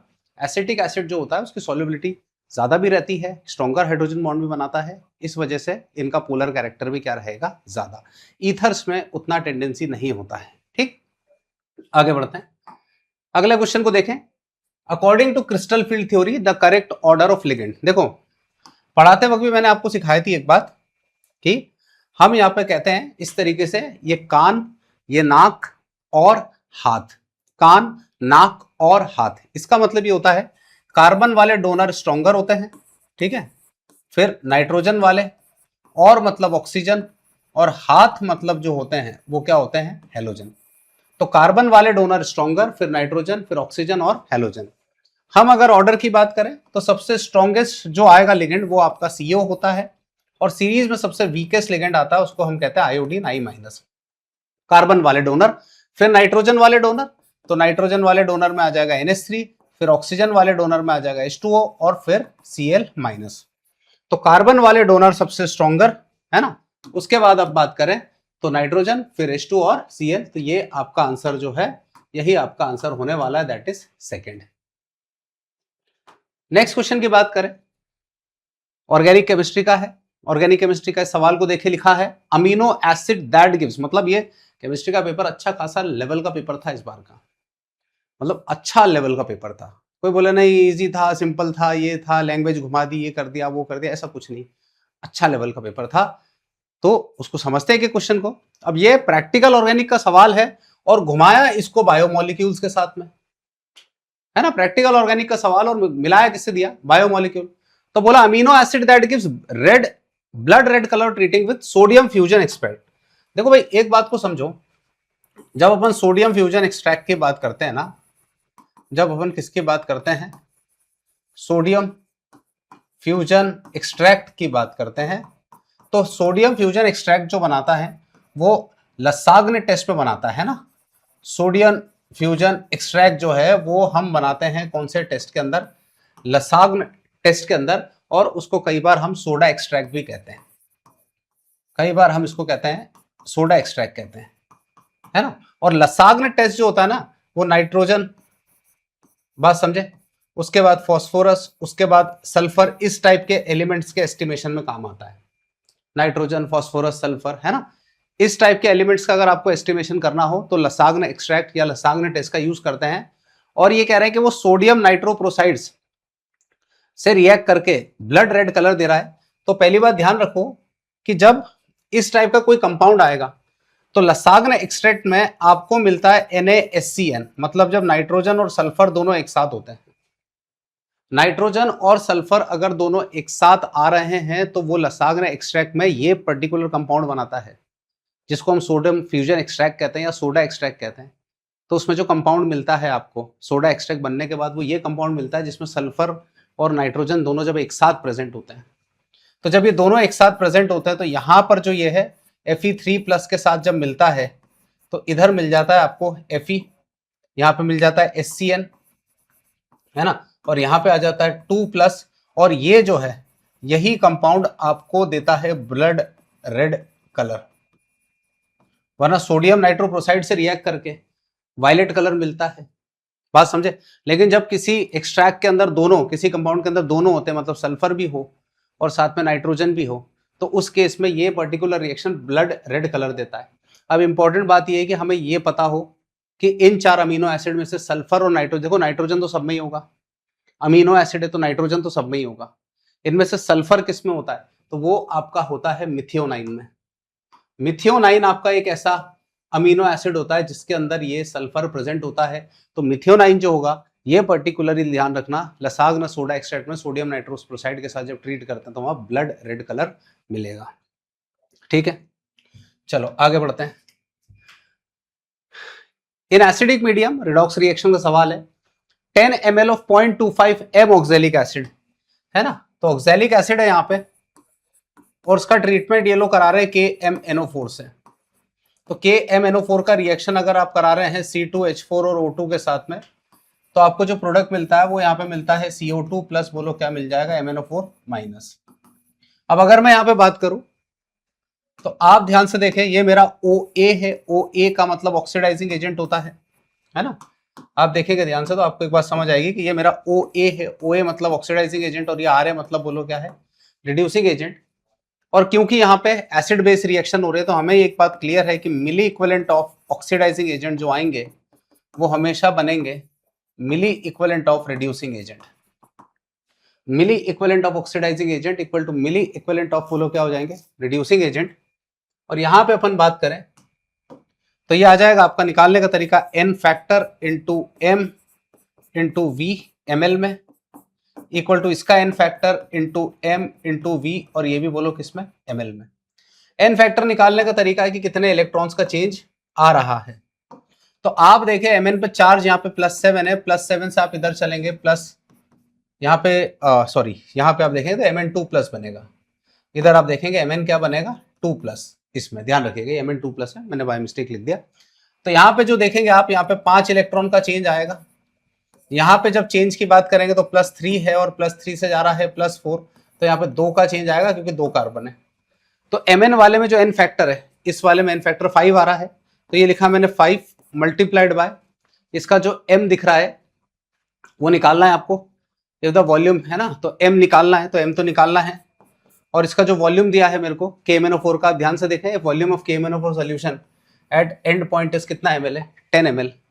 तो यहाँ पे मैंने लिखा 10, इसका N फैक्टर 2 आया, और रिड्यूसिंग एजेंट का मोलैरिटी 0.25 इंटू बोलो कितना आ गया, 10। ठीक है, तो यहाँ से देखें आप, ये 10 से 10 बोलो क्या हो जाएगा, कैंसल। तो मोलैरिटी जो निकालने को बोल रहे हैं ये, तो मोलैरिटी बराबर आ जाएगा आपका कितना आ जाएगा, 2 इंटू 0.25 अपॉन में आ जाएगा 5, तो 5 × 5 और ये 0.5, और ये सॉल्व करेंगे तो यहाँ पे आ जाएगा आपका 0.10। बात समझे, मेरा जो आंसर आएगा यहाँ पे पॉइंट कितना आ जाएगा, 10। ठीक, 74 में। आगे बढ़ते हैं, बोला है the correct statement is aluminium has 5 valence orbital. देख लेते हैं, अल्यूमिनियम हैज 5 वैलेंस ऑर्बिटल, तो अल्यूमिनियम का एटॉमिक नंबर होता है 13। 13 को लिखेंगे तो यहाँ पे लिखोगे नियॉन, यहाँ पे 10 लिखोगे, और यहाँ लिखोगे 3s2 3p1 और 3d, यहाँ पे कितना होता है 0। तो वैलेंस ऑर्बिटल बोल रहे हैं 5, गलत है। वैलेंस ऑर्बिटल देखो यहाँ पे 5 और 3 8 और एक कितना हो गया, 9 है। अल्यूमिनियम के पास 5 वैलेंस ऑर्बिटल नहीं है, 9 वैलेंस ऑर्बिटल है। तो ये वाला स्टेटमेंट तो आपको पूरी तरीके से क्या हुआ, गलत। ये पर्टिकुलर स्टेटमेंट आपका गलत हो गया। Boron has maximum covalency of 4, देख लेते हैं। बोरॉन हैज, तो बोरॉन को यहाँ पे लिखते हैं 5, यहाँ पे लिखेंगे हम 1s2, यहाँ लिखेंगे 2s2, यहाँ पे लिखेंगे 2p1। अब ये तो अंदर वाला शेल है, इसको तो हटाओ। 2s में 2 इलेक्ट्रॉन आ रहे हैं, p में यहाँ पे ये आ रहा है। टोटल मिला के 4 ऑर्बिटल नजर आ रहे हैं मुझे यहाँ पे, टोटल मिला के 4 ऑर्बिटल हैं, तो मैक्सिमम 4 ऑर्बिटल। तो मैक्सिमम अगर 4 ऑर्बिटल है तो मैक्सिमम और 4 ऑर्बिटल की बात सीधी अगर मैं करूं तो यहाँ पे जो कोवैलेंसी आएगी, यहाँ पर जो कोवैलेंसी आएगा वो भी बोलो कितना आ जाएगा, 4। तो ये बात जो है वो सही है कि बोरॉन के इस मैक्सिमम कोवैलेंसी कितनी होती है, 4। बेरिलियम हैज 3 वैलेंस ऑर्बिटल, गलत है। Magnesium has maximum covalency of 4, ये भी गलत है। तो हमारा जो आंसर आ रहा है यहाँ पे केवल ये आएगा सेकंड, कि बोरॉन की मैक्सिमम जो कोवैलेंसी है वो 4 है। ठीक है, आगे बढ़ते हैं। क्वेश्चन नंबर 76, निम्नलिखित में संयुग्मित द्विआबंध वाला यौगिक among the following the compound having conjugated double bond. Conjugated double bond का मतलब ऐसा होता है ऑल्टरनेट पोजीशन पर डबल सिंगल डबल हो, इसको कॉन्जुगेटेड डबल बॉन्ड कहते हैं, है ना। ऑल्टरनेट पोजीशन पे सिंगल डबल सिंगल हो, डबल सिंगल डबल हो, उसको कॉन्जुगेटेड बॉन्ड कहते हैं। आपसे बोला हेप्टा 1,6 हेप्टा 1,3, तो हेप्टा 1,6 बोलेंगे तो देख लो ये ऐसा आ जाएगा, है ना, 1 2 3 4 5 6 और एक 7, ये हेप्टा। तो 1,6 बोला तो 1 2 3 4 5 और एक 6, है ना, सॉरी ये 6। तो यहाँ पे तो कोई कॉन्जुगेशन है नहीं। कॉन्जुगेशन आपका जो है वो सेकंड ऑप्शन में मुझे नजर आ रहा है। कॉन्जुगेशन आपका जो है वो सेकंड ऑप्शन में नजर आ रहा है। ये जिस भी बच्चे का पेपर है इसने क्वेश्चन तो अच्छे करे हैं सॉल्व, है ना, काफी इसके आंसर सही जा रहे हैं। तो ये ऐसा आ जाएगा 3, ये 4, ये 5, ये 6 और एक 7, 1 2 3 4 5 6 और एक 7। तो 1 3, तो 1 ये 2 और यहाँ पे बोलो कितना आ गया 3। तो देख लिए 1 2 3 4, तो 1 3 ये कॉन्जुगेटेड सिस्टम कहलाएगा। तो मेरा जो आंसर आएगा यहाँ पे वो ये सेकंड वाला ही आंसर आने वाला है 76 का। ठीक है, आगे बढ़ते हैं। 77 क्वेश्चन। यहाँ पे बच्चों ने ना एक बहुत कॉमन मिस्टेक करी है, बहुत एक कॉमन मिस्टेक करी है बच्चों ने इस क्वेश्चन में, वो मैं आपको बताता हूं। आपको रिएक्शन दिया हुआ है इस तरीके से, आप रिएक्शन को देखें तो ऐसा दिया हुआ है 2A गिव्स B और यहाँ पे रेट कांस्टेंट K आ रहा है। जीरो ऑर्डर रिएक्शन है ना। सबसे पहली बात तो जीरो ऑर्डर है और जीरो ऑर्डर में K का वैल्यू दे रखा है इन्होंने, दैट इज 1.0 मोल पर लीटर पर मिनट, मोल पर लीटर पर मिनट। और A का कॉन्सेंट्रेशन इनिशियल जो दे रखा है, A नॉट का जो वैल्यू दे रखा है वो 2m दे रखा है। और इसमें बोला रिएक्शन 75% बोलो क्या हो चुकी है, कंप्लीट। तो भाई आप मेरी बात को समझें, जब हम इस रिएक्शन की बात करते हैं, इस पर्टिकुलर रिएक्शन की अगर मैं आपसे बात कर रहा हूं, है ना, तो इस पर्टिकुलर रिएक्शन में आपको एक चीज समझ में आ रही है कि सर यहां पे आप देखें 2A से B बन रहा है। तो अगर मैं इसका रेट ऑफ रिएक्शन लिखता हूं, अगर मैं इसका रेट ऑफ रिएक्शन लिखता हूं तो रेट बराबर मैं लिखूंगा कि A की पावर में 0, ठीक है। और दूसरा तरीका हो जाएगा लिखने का मेरा, रेट बराबर -1/2 D by D T of A, -1/2 D by D T of क्या बनेगा A। अच्छा, A की पावर 0 तो वो तो गया पूरा टर्म आपका, रेट रेट इक्वल है, A की पावर 0 गया, ये दोनों रेट बराबर आ रहे हैं LHS। तो मैं यहां लिख सकता हूं ना कि -1/2 D by D T of A का कॉन्सेंट्रेशन जो चेंज हो रहा है इनटू बोलो क्या लिखूंगा K। 2 को इधर भेज, dt का t हो जाएगा, तो ये बन जाएगा dA, है ना, और ये बन जाएगा K T into 2। Change in concentration of A को लिख सकता हूं मैं A0 माइनस A लिख सकता हूं, KT इंटू बोलो कितना लिख सकता हूं 2। क्या ये मेरी बात समझ आई सबको, है ना। ये dt को यहां ले गए, है ना। अब समझो A0 की वैल्यू दे रखी 2 माइनस A इक्वल टू बोलो आ जाएगा K इंटू टाइम दे रखा है आपको, है ना। देन टाइम निकालना है अपने को, इस क्वेश्चन में अपने को टाइम को क्या करना है, कैलकुलेट। तो t बराबर बोलो क्या आ रहा है, A0 minus A bye 2K। बात समझे, K का वैल्यू तो 1 है, तो t बराबर बोलो क्या आ जाएगा यहाँ पे, A0 माइनस A बाय बोलो क्या आ जाएगा 2। अब t बराबर A0 का वैल्यू तो दे रखा है मेरे को 2, माइनस A का वैल्यू क्या आएगा, वो इंपॉर्टेंट बात है हमारे लिए। तो ध्यान से देख, 2 का 75% रिएक्शन कंप्लीट हो गया है, 75 करेंगे तो ये आ जाएगा 3 और ये आ जाएगा 4, है ना। इधर ये आ जाएगा ये 2, तो 3/2 मतलब 1.5 m, इतना कंप्लीट हो गया। तो बचा कितना आएगा, 0.5 बचेगा ना भाई। इनिशियली 2 दिया था ना, इनिशियली देखो ना 2m दिया था और 1.5 कंप्लीट हो गया तो 0.5 बचा। तो t बराबर इसको सॉल्व करा तो 1.5/2 आया, 1.5/2 मतलब 0.75 मिनट। मेरी बात समझे, तो इसका आंसर जो आएगा 0.75 मिनट आएगा, है ना। जनरली बच्चों ने 1.5 मिनट निकाल दिया था, आप देखेंगे इसका आंसर 1.5 निकल दिया था, बट 0.75 मिनट आएगा। क्लियर। Question number 77। तो बच्चों क्वेश्चन नंबर 78 की तरफ बढ़ते हैं अपन। क्वेश्चन नंबर 78 को देखें तो बड़ा ही सिंपल है, आपको सॉल्युबिलिटी कंपेयर करने को बोला है। ये वाला सॉल्ट मेरे पास जो है वो AB टाइप का है, ये सॉल्ट मेरे पास है AB2 टाइप का, और ये सॉल्ट भी है मेरे पास AB2 टाइप का। क्यों है AB2 टाइप का, क्योंकि जब आप इसको ब्रेक करेंगे तो जो Hg2Cl2 दिख रहा है, इसको ब्रेक करते हैं तो ये आ जाता है Hg2 प्लस यहाँ पे 2 और ये आ जाएगा 2Cl, बोलो क्या आ जाएगा माइनस।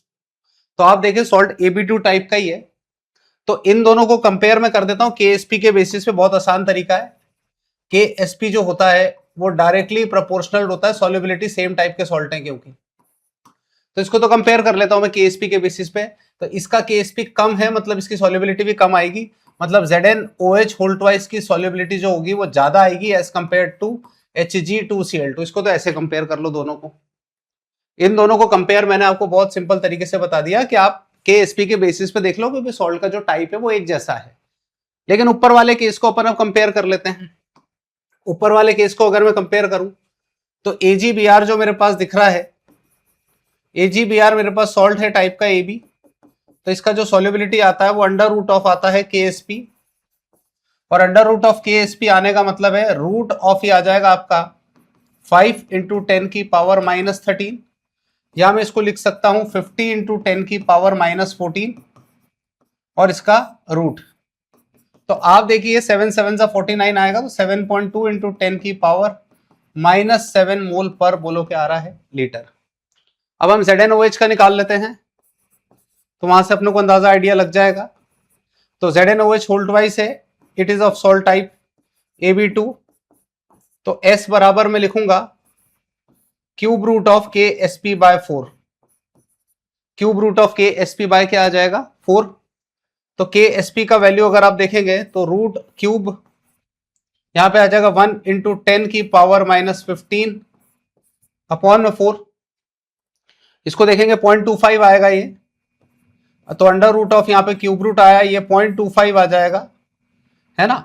0 ले लो और इंटू 10 की पावर -15 आया। इसको ले लो अपन 250 बना लो और इंटू 10 की पावर कर लो -18 और उसका बोलो क्या कर लो, क्यूब रूट। बोलो आया। तो यहां आप देखेंगे तो ये पावर जो होगा ये रूट ऑफ 250 आ रहा है और इंटू 10 की पावर -6, मतलब ये वैल्यू ज्यादा आ रही है ना। इंटू 10 की पावर कितना है, -6, और यहाँ पे कितना है, -7 मोल पर लीटर। तो -6 मतलब सॉल्युबिलिटी ज्यादा है, तो ZnOH होल्ड वाइज की सॉल्युबिलिटी जो आएगी वो ज्यादा आएगी, उससे कम आएगी AgBr, और सबसे कम जो आएगा वो HgCl2 आएगा। तो इस टाइप से देखो, दो को तो मैंने कंपेयर कर दिया सिंपल KSP से, लेकिन फर्स्ट के सॉल्ट का टाइप अलग था तो उसको फिर कंपेयर इस तरीके से करा। क्लियर है। चलिए आगे बढ़ते हैं 78 के बाद।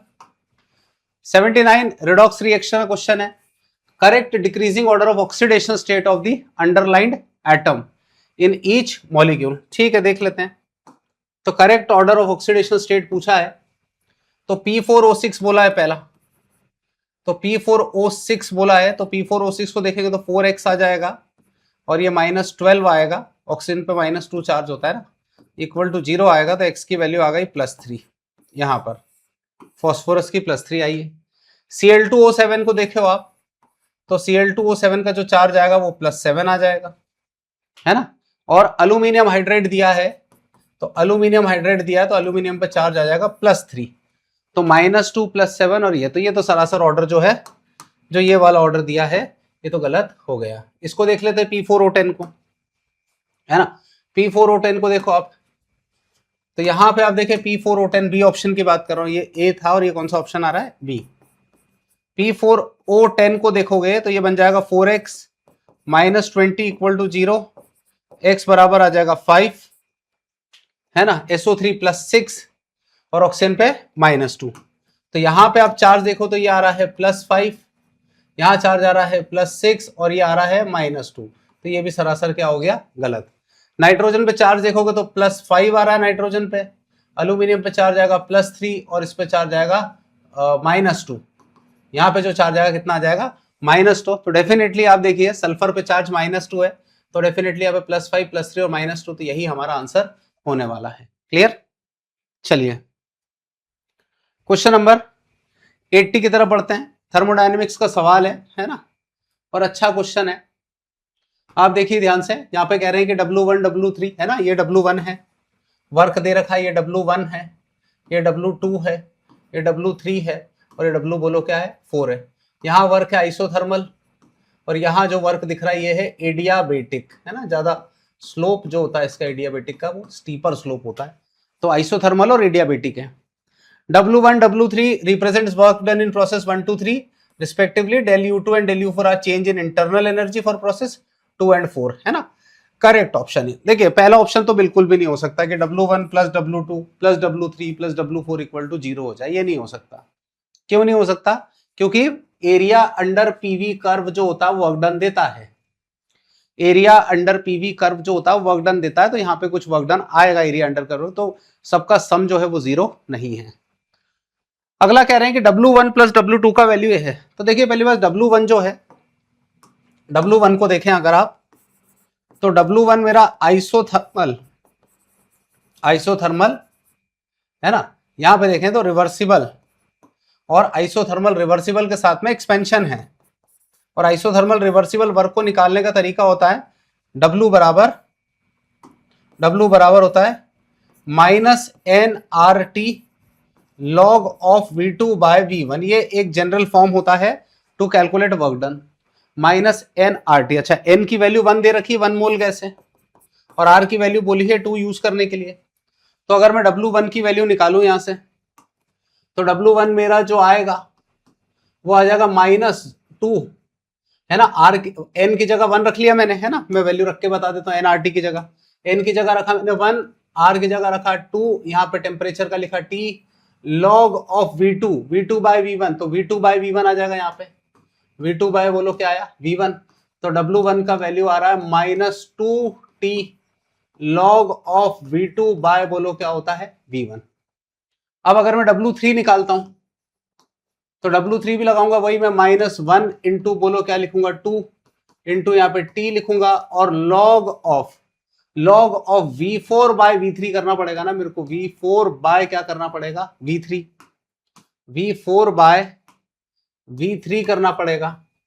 तो V4 बाय V3 करेंगे तो W3 बराबर बोलो कितना आ जाएगा, -2T log of V4 bye V3। दोनों का सम देखेंगे, W1 प्लस W3 जो आएगा वो आ जाएगा आपका -2T, है ना। T1 आएगा टेम्परेचर, क्योंकि दोनों में आइसोथर्मल है, टेम्परेचर T1 है ना, और यहाँ टेम्परेचर जो आ रहा है वो T2 आ रहा है, ठीक है। तो -2T1 है ना, log मतलब ये वाला ln, यहाँ पे V2 बाय बोलो कितना है, V1, और प्लस फिर ये माइनस आ जाएगा 2T2, यहाँ पे ln, यहाँ पे आ जाएगा V4 बाय V3, है ना। ये जो log है आपका, ये log to the base e वाला है, ध्यान रखिएगा, ठीक है, ln से लिखा है। तो बिल्कुल आप देखिए कि आपका जो आंसर आ रहा है वो यही आ रहा है, दैट इज सेकंड ऑप्शन। अरे क्लियर है मेरी बात, यही आपका आंसर सही है। चलिए आगे बढ़ते हैं। क्वेश्चन 81 की बात करता हूं मैं। क्वेश्चन नंबर 81 कह रहा है, for an ideal solution form by mixing liquid P and Q, delta H mixing delta V mixing का जो वैल्यू है वो इक्वल टू 0 है। Delta H mixing delta V mixing का वैल्यू 0 है। रीजन क्या दे रहे, no interaction occur between P and Q। गलत है भाई, इंटरेक्शन होता है, लेकिन पहले का और बाद का इंटरेक्शन बराबर हो जाता है आइडियल कंडीशन में। भाई अगर मिक्सिंग के पहले P और P के बीच में कुछ बॉन्ड है, और Q और Q के बीच में कुछ बॉन्ड है, जब आपने इन दोनों लिक्विड को आपस में मिलाया, तो P और Q के बीच का इंटरेक्शन जो आएगा वो पहले के जैसा ही आएगा। P और Q के बीच में जो नया इंटरेक्शन बना होगा वो पहले के जैसा ही बना होगा। इस वजह से ध्यान रखिए, इंटरेक्शन तो होता है, तो ये बात गलत हो गई है। तो A करेक्ट है और R गलत है। A is correct but R is incorrect. तो ये आपका आंसर आने वाला है, A is correct but R is incorrect 81 का, ठीक है, इंटरेक्शन होता है। चलिए नेक्स्ट क्वेश्चन आपके पास है कोऑर्डिनेशन कंपाउंड से, और कह रहे हैं अमंग द स्पीशीज गिवन बोलो spin only magnetic moment is highest for. किसका मैग्नेटिक मोमेंट, मतलब किसमें अनपेयर्ड इलेक्ट्रॉन सबसे ज्यादा, ये देखना है। तो अनपेयर्ड इलेक्ट्रॉन किसमें सबसे ज्यादा है, तो वो देख लेते हैं। तो Ti दिख रहा है यहाँ पे, H2O दिख रहा है यहाँ पे, 6 दिख रहा है, और इधर आ रहा है 3+।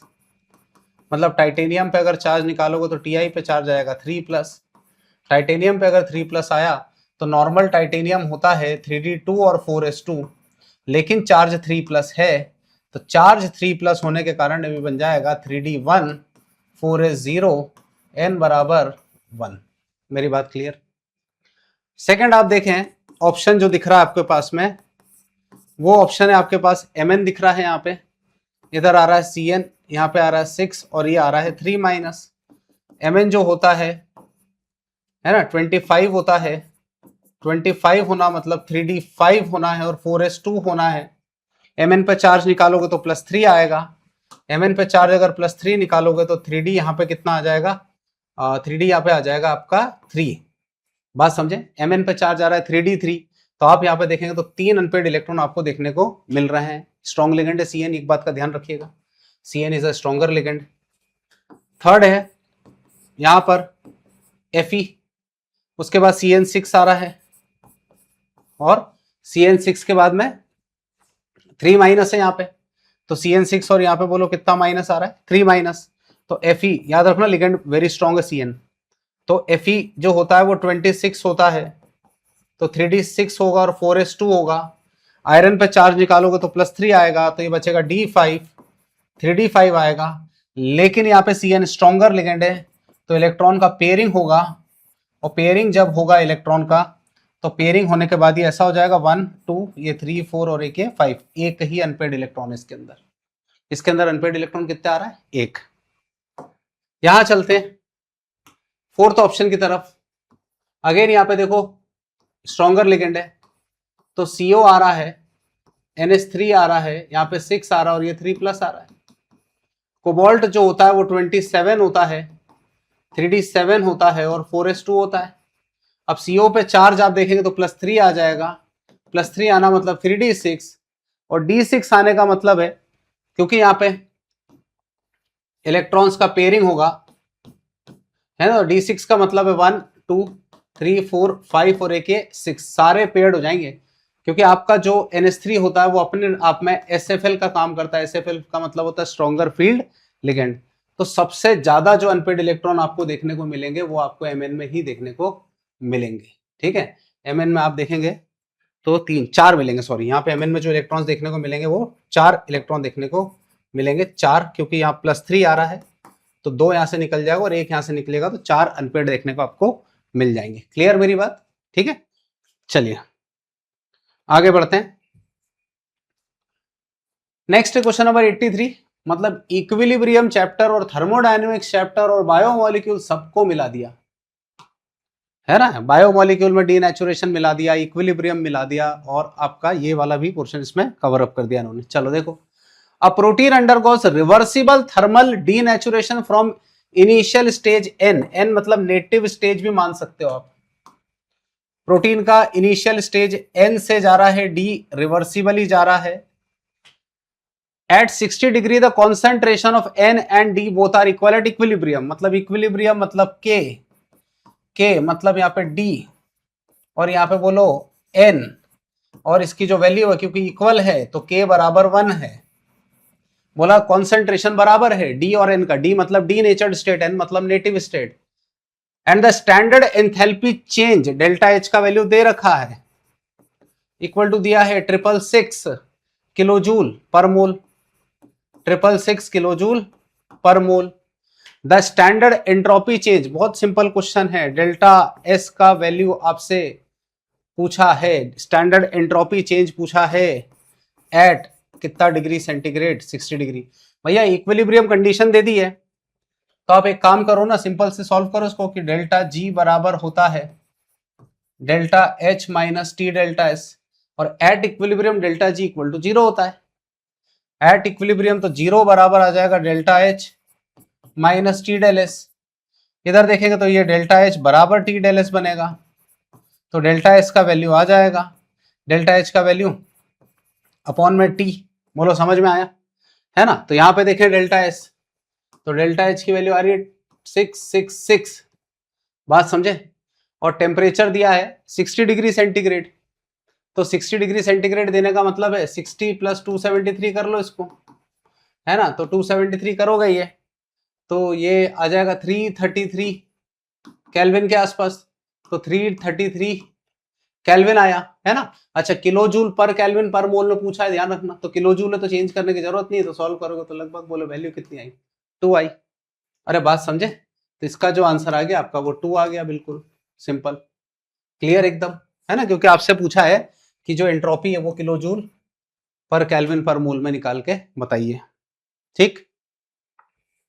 आगे बढ़ता हूं, question number 84, given below the two statement, one labelled assertion other is reason है, generally 3D transition metals have high melting point, बिल्कुल सही बात है, क्योंकि 3D सीरीज के जो मेटल्स होते हैं, है ना, जो 3D सीरीज के मेटल्स होते हैं, 3D सीरीज मेटल्स में अनपेयर्ड इलेक्ट्रॉन्स होते हैं, unpaired electrons in d orbital, unpaired electrons in D orbital है तो उससे बनता है strong metallic bond, strong metallic bond बनता है। स्ट्रॉन्ग मेटालिक बॉन्ड बनेगा तो मेल्टिंग पॉइंट जो आएगा वो डेफिनेटली बोलो कैसा आएगा, हाई। तो पहला जो चीज है बिल्कुल सही कह रहा है, the involvement of 3d electrons in addition to 4s electron in interionic metallic bonding, बिल्कुल सही है। असर्शन भी सही है, रीजन भी सही है कि 3d इलेक्ट्रॉन्स होते हैं अलॉन्ग विद s अनपेड हो जाते हैं, स्ट्रॉन्गर मेटालिक बॉन्ड बनाएंगे, तो डेफिनेटली बात सही है कि असर्शन जो है वो भी सही है, रीजन जो है वो भी सही है और करेक्ट एक्सप्लेनेशन भी है। तो जिस भी बच्चे का पेपर है उसने बढ़िया तरीके से सवाल तो सॉल्व करे हैं। तो असर्शन रीजन दोनों ही सही है, एक्सप्लेनेशन भी सही है। Clear? Question 85, the first ionisation enthalpy of oxygen is lower than that of nitrogen and fluorine. सही बात है। अगर आप अक्रॉस द पीरियड की बात करें, P2 की बात करें, तो P2 में हमारे पास क्या क्या आ जाता है, लिथियम आ जाता है, बेरिलियम आ जाता है, बोरॉन आ जाता है, कार्बन, नाइट्रोजन, ऑक्सीजन और फ्लोरीन। और अगर मैं इसके आयनाइजेशन एंथैल्पी की बात करूं, ऑर्डर की बात करूं, तो order is something like this. ये होता है ऑर्डर, ये ऐसा, ये ऐसा, ये ऐसा, फिर ऐसा, ये। तो ऑक्सीजन की IE नाइट्रोजन से कम है और फ्लोरीन से भी कम है ना, फ्लोरीन से भी कम है और इससे भी कम है, बिल्कुल सही है। मतलब ऑक्सीजन जल्दी इलेक्ट्रॉन लूज कर रहा है, ऑक्सीजन की टेंडेंसी इलेक्ट्रॉन जल्दी लूज करने की, असर्शन बिल्कुल सही है। The loss of an electron from oxygen leads to stabilise half filled p orbital, बिल्कुल सही है। ऑक्सीजन जल्दी इलेक्ट्रॉन इसलिए लूज करना चाह रहा है क्योंकि ऑक्सीजन आपका जो बैठा है, ऑक्सीजन आपका बैठा है 2p4 में। अगर ये O से O+ बना तो 2p4 से 2p3 बनेगा, 2p3 मतलब हाफ फिल्ड होगा, हाफ फिल्ड होगा तो स्टेबिलिटी ज्यादा आएगी, ऑब्वियस बात है, इसलिए लूज करना चाहता है। तो असर्शन रीजन दोनों सही है और एक्सप्लेनेशन भी करेक्ट है। असर्शन रीजन दोनों सही है और एक्सप्लेनेशन भी करेक्ट है, इसलिए वो जल्दी लूज करना चाह रहा है ताकि स्टेबल हो जाए। ठीक। क्वेश्चन नंबर 86, क्वेश्चन नंबर 86 की बात करें तो देखो क्या कह रही है। ऐसा कुछ स्ट्रक्चर दे रखा है आपको, यहाँ पे फिनाइल दे रखा है, यहाँ पे लिखा हुआ है C, ट्रिपल बॉन्ड C लिखा है, यहाँ पे Me लिखा है। अब इसका रिएक्शन में करा रहा हूँ सोडियम और लिक्विड NH3 से, सोडियम से करा रहा हूँ और किससे करा रहा हूँ, लिक्विड NH3। यहाँ पे मैं करा रहा हूँ हाइड्रोजन से, यहाँ करा रहा हूँ पैलेडियम से। ये लिंडलार्स कैटलिस्ट है तो सिस प्रोडक्ट देगा, लिंडलार्स कैटलिस्ट अगर है ये, है ना, तो इसको अपन ये सिस देगा। इधर देख लेते हैं अपन ऐसा, तो यहाँ पे आ जाएगा PH, यहाँ पे C, यहाँ पर H, डबल बॉन्ड H और ये Me, सिस प्रोडक्ट मिलता है। और ये बर्च रिडक्शन है तो ट्रांस मिलेगा यहाँ पे, तो ट्रांस मिलने का मतलब यहाँ ऐसा आ जाएगा कुछ, यहाँ पे ट्रांस मिलेगा, है ना। और ये आपस में आप देखें तो ये कह रहा है K, इसको ये कह रहा है K, इसको ये कह रहा है L। हमारा आंसर वैसे यहीं तक ही हो जाएगा। तो K और L आपस में ज्योमेट्रिकल आइसोमर से बात बिल्कुल सही है। जो K और L दिख रहा है आगे तक जाने की आपको जरूरत ही नहीं, K और L जो दिख रहा है they both are geometrical isomers. मेरी बात समझे, देख लो ना K और L, क्योंकि एक सिस दे रहा है और एक क्या ट्रांस दे रहा है, तो आगे आपको जाने की जरूरत नहीं है। K and L are geometrical isomers और हमारा ऑप्शन भी हमारा मैच कर रहा है, सिस और ट्रांस। 87, Ne2 के लिए उच्चतम अधिग्रहण, the highest occupied molecular orbital for Ne2। तो Ne2 को देख लो आप, तो Ne2 को देखोगे नियॉन को, तो नियॉन जो होता है यहाँ पे Ne2 लिखा हुआ है, तो Ne2 मतलब 2, यहाँ पे भी Ne, यहाँ पे भी Ne, है ना। इसको लिखेंगे 1s2, 2s2, 2p6 आएगा, इधर भी 1s2, 2s2 और 2p बोलो क्या आ जाएगा 6।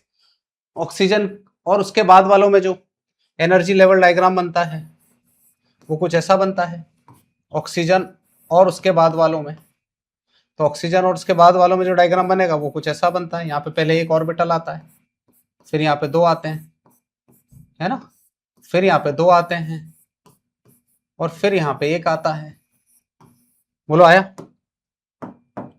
तो यहाँ पे आ जाएगा सिग्मा 2p z पाई 2px बराबर पाई 2py, है ना। फिर यहाँ पे आ जाएगा पाई स्टार 2px बराबर पाई स्टार 2py और सिग्मा स्टार 2pz। अब यहाँ पे देखो 1 2 3 4 5 6, 1 2 3 4 5 6, अब 6 है, 6 को फिल कर लो अपन। 6 को फिल करोगे तो देखो क्या बनेगा 1 2 3 4 5 6 7 8, 9, 10, 11 और एक 12। तो हाईएस्ट ऑक्यूपाइड जो आ रहा है वो सिग्मा 2p z आ रहा है। Sigma 2p z is highest occupied orbital. Clear? Question number 87। Question number 88 की बात करें, बहुत ही सिंपल सवाल है, केमिकल बॉन्डिंग का सवाल है। तो PCl5 को अगर आप देखोगे तो ये होता है trigonal bipyramidal. PCl5 trigonal bipyramidal है, मतलब A का 3 आएगा। तो A का 3 है तो मतलब ये वाला ऑप्शन तो तुम्हारा गया, इसको तो हटा दो। BrF5 आ रहा है ना? तो 7 + 5 बोलो कितना हो जाएगा? BrF5 की बात कर रहे हैं तो 7 + 5 12/2, 12/2 मतलब 6 और एक लोन पेयर मतलब AB5L। AB5L की अगर मैं बात करूं तो स्क्वायर पिरामिडल बनेगा, है ना? ये बनेगा स्क्वायर पिरामिडल, ये आएगा स्क्वायर पिरामिडल। BF4 माइनस जो आएगा वो टेट्राहेड्रल आएगा और ये स्क्वायर प्लेनर आएगा। तो यहां आपका काम खत्म हो जाता है। तो A का 3 आ रहा है और B का 4 आ रहा है। A का 3, B का 4, C का 1। ठीक है, डन। ये वाला आ जाएगा आपका आंसर, सिंपल सा केमिकल बॉन्डिंग का। क्लियर है? 88। 89 क्वेश्चन की बात करें, मुझे लगता है बायोमोलिक्यूल्स चैप्टर का है और बायोलॉजी वाले स्टूडेंट है, जूलॉजी, तो मुझे लगता है विटामिन वगैरह आपको पता होना चाहिए, है ना? तो यहाँ पे देख लेते हैं अपन। तो विटामिन A, B12, E और विटामिन क्या दिख रहा है? K। तो यहाँ पे सिंपल सा है जो मुझे पता है। तो आप देखिए विटामिन A की बात करें तो कैरेट में मिल जाएगा आपको विटामिन A, है ना? गाजर में विटामिन A, ठीक है। उसके बाद आप देखें विटामिन B12 तो ये मीट, ठीक है, नॉन वेजिटेरियन। विटामिन E की बात करें तो ये आ जाएगा आपका सनफ्लावर। तो ये आपका सिंपल है, मतलब इसमें बहुत ज्यादा आपको ध्यान देने की जरूरत नहीं है। तो ये आपका सिंपल सा आंसर आ जाएगा, है ना? सोर्सेस पूछे इसके अंदर आपके, ठीक। और ग्रीन लीफी वेजिटेबल विटामिन ऐसे है ना, खाना खाना चाहिए बढ़िया अच्छे से। चलो लास्ट क्वेश्चन 90, है ना? और आपसे बोला है बेंजीन है, तो देखो जरा ध्यान से, इसका मैं आपको बताऊं। तो बेंजीन का रिएक्शन इन्होंने असाइलेशन कराया है। असाइलेशन कराना CH3 C डबल बॉन्ड और Cl होता है और इन प्रेजेंस ऑफ AlCl3 है ना? तो ये तो आपका एसीटोन मिलेगा आपको। एसीटोन मिलने का मतलब यहां पे आ जाएगा CH3। अब उसके बाद इन्होंने हेलो फॉर्म रिएक्शन लगाया NaOCl, सोडियम हाइपोक्लोराइड से। तो जब आप इसका रिएक्शन कराएंगे तो मिथाइल कीटोन ग्रुप दिख रहा है ना, तो एक तो ये बन जाएगा आपका, ऐसा कुछ बनेगा C डबल बॉन्ड OONA, और एक बन जाएगा आपका CHCl3। CHCl3 मतलब क्लोरोफॉर्म है ना? जब ये क्लोरोफॉर्म एयर के कांटेक्ट में आता है तो ये बनता है COCl2, इसी को अपन कहते हैं फॉस्जीन। इसी को हम कहते हैं फॉस्जीन, और ये फॉस्जीन एक टाइप की पॉइजनस गैस होती है। और इसका एसिडिफिकेशन कराओ तो कार्बोक्सिलिक एसिड मिलेगा। एसिडिफिकेशन यहां से H हटेगा तो आप देखें तो आपका आंसर बिल्कुल ये वाला आएगा कि if P gives a carboxylic acid on acidification and Q gives poisonous gas on exposure to air, जिसका नाम बोलो क्या होता है? फॉस्जीन। तो ये हमारा केमिस्ट्री का पेपर था। अच्छा पेपर था, डिफिकल्ट पेपर था, मतलब काफी अच्छा पेपर था। ये अच्छे लेवल के सवाल थे, कट ऑफ भी कम जाने की उम्मीद है। इसी के साथ ध्यान रखिए। Thank you so much.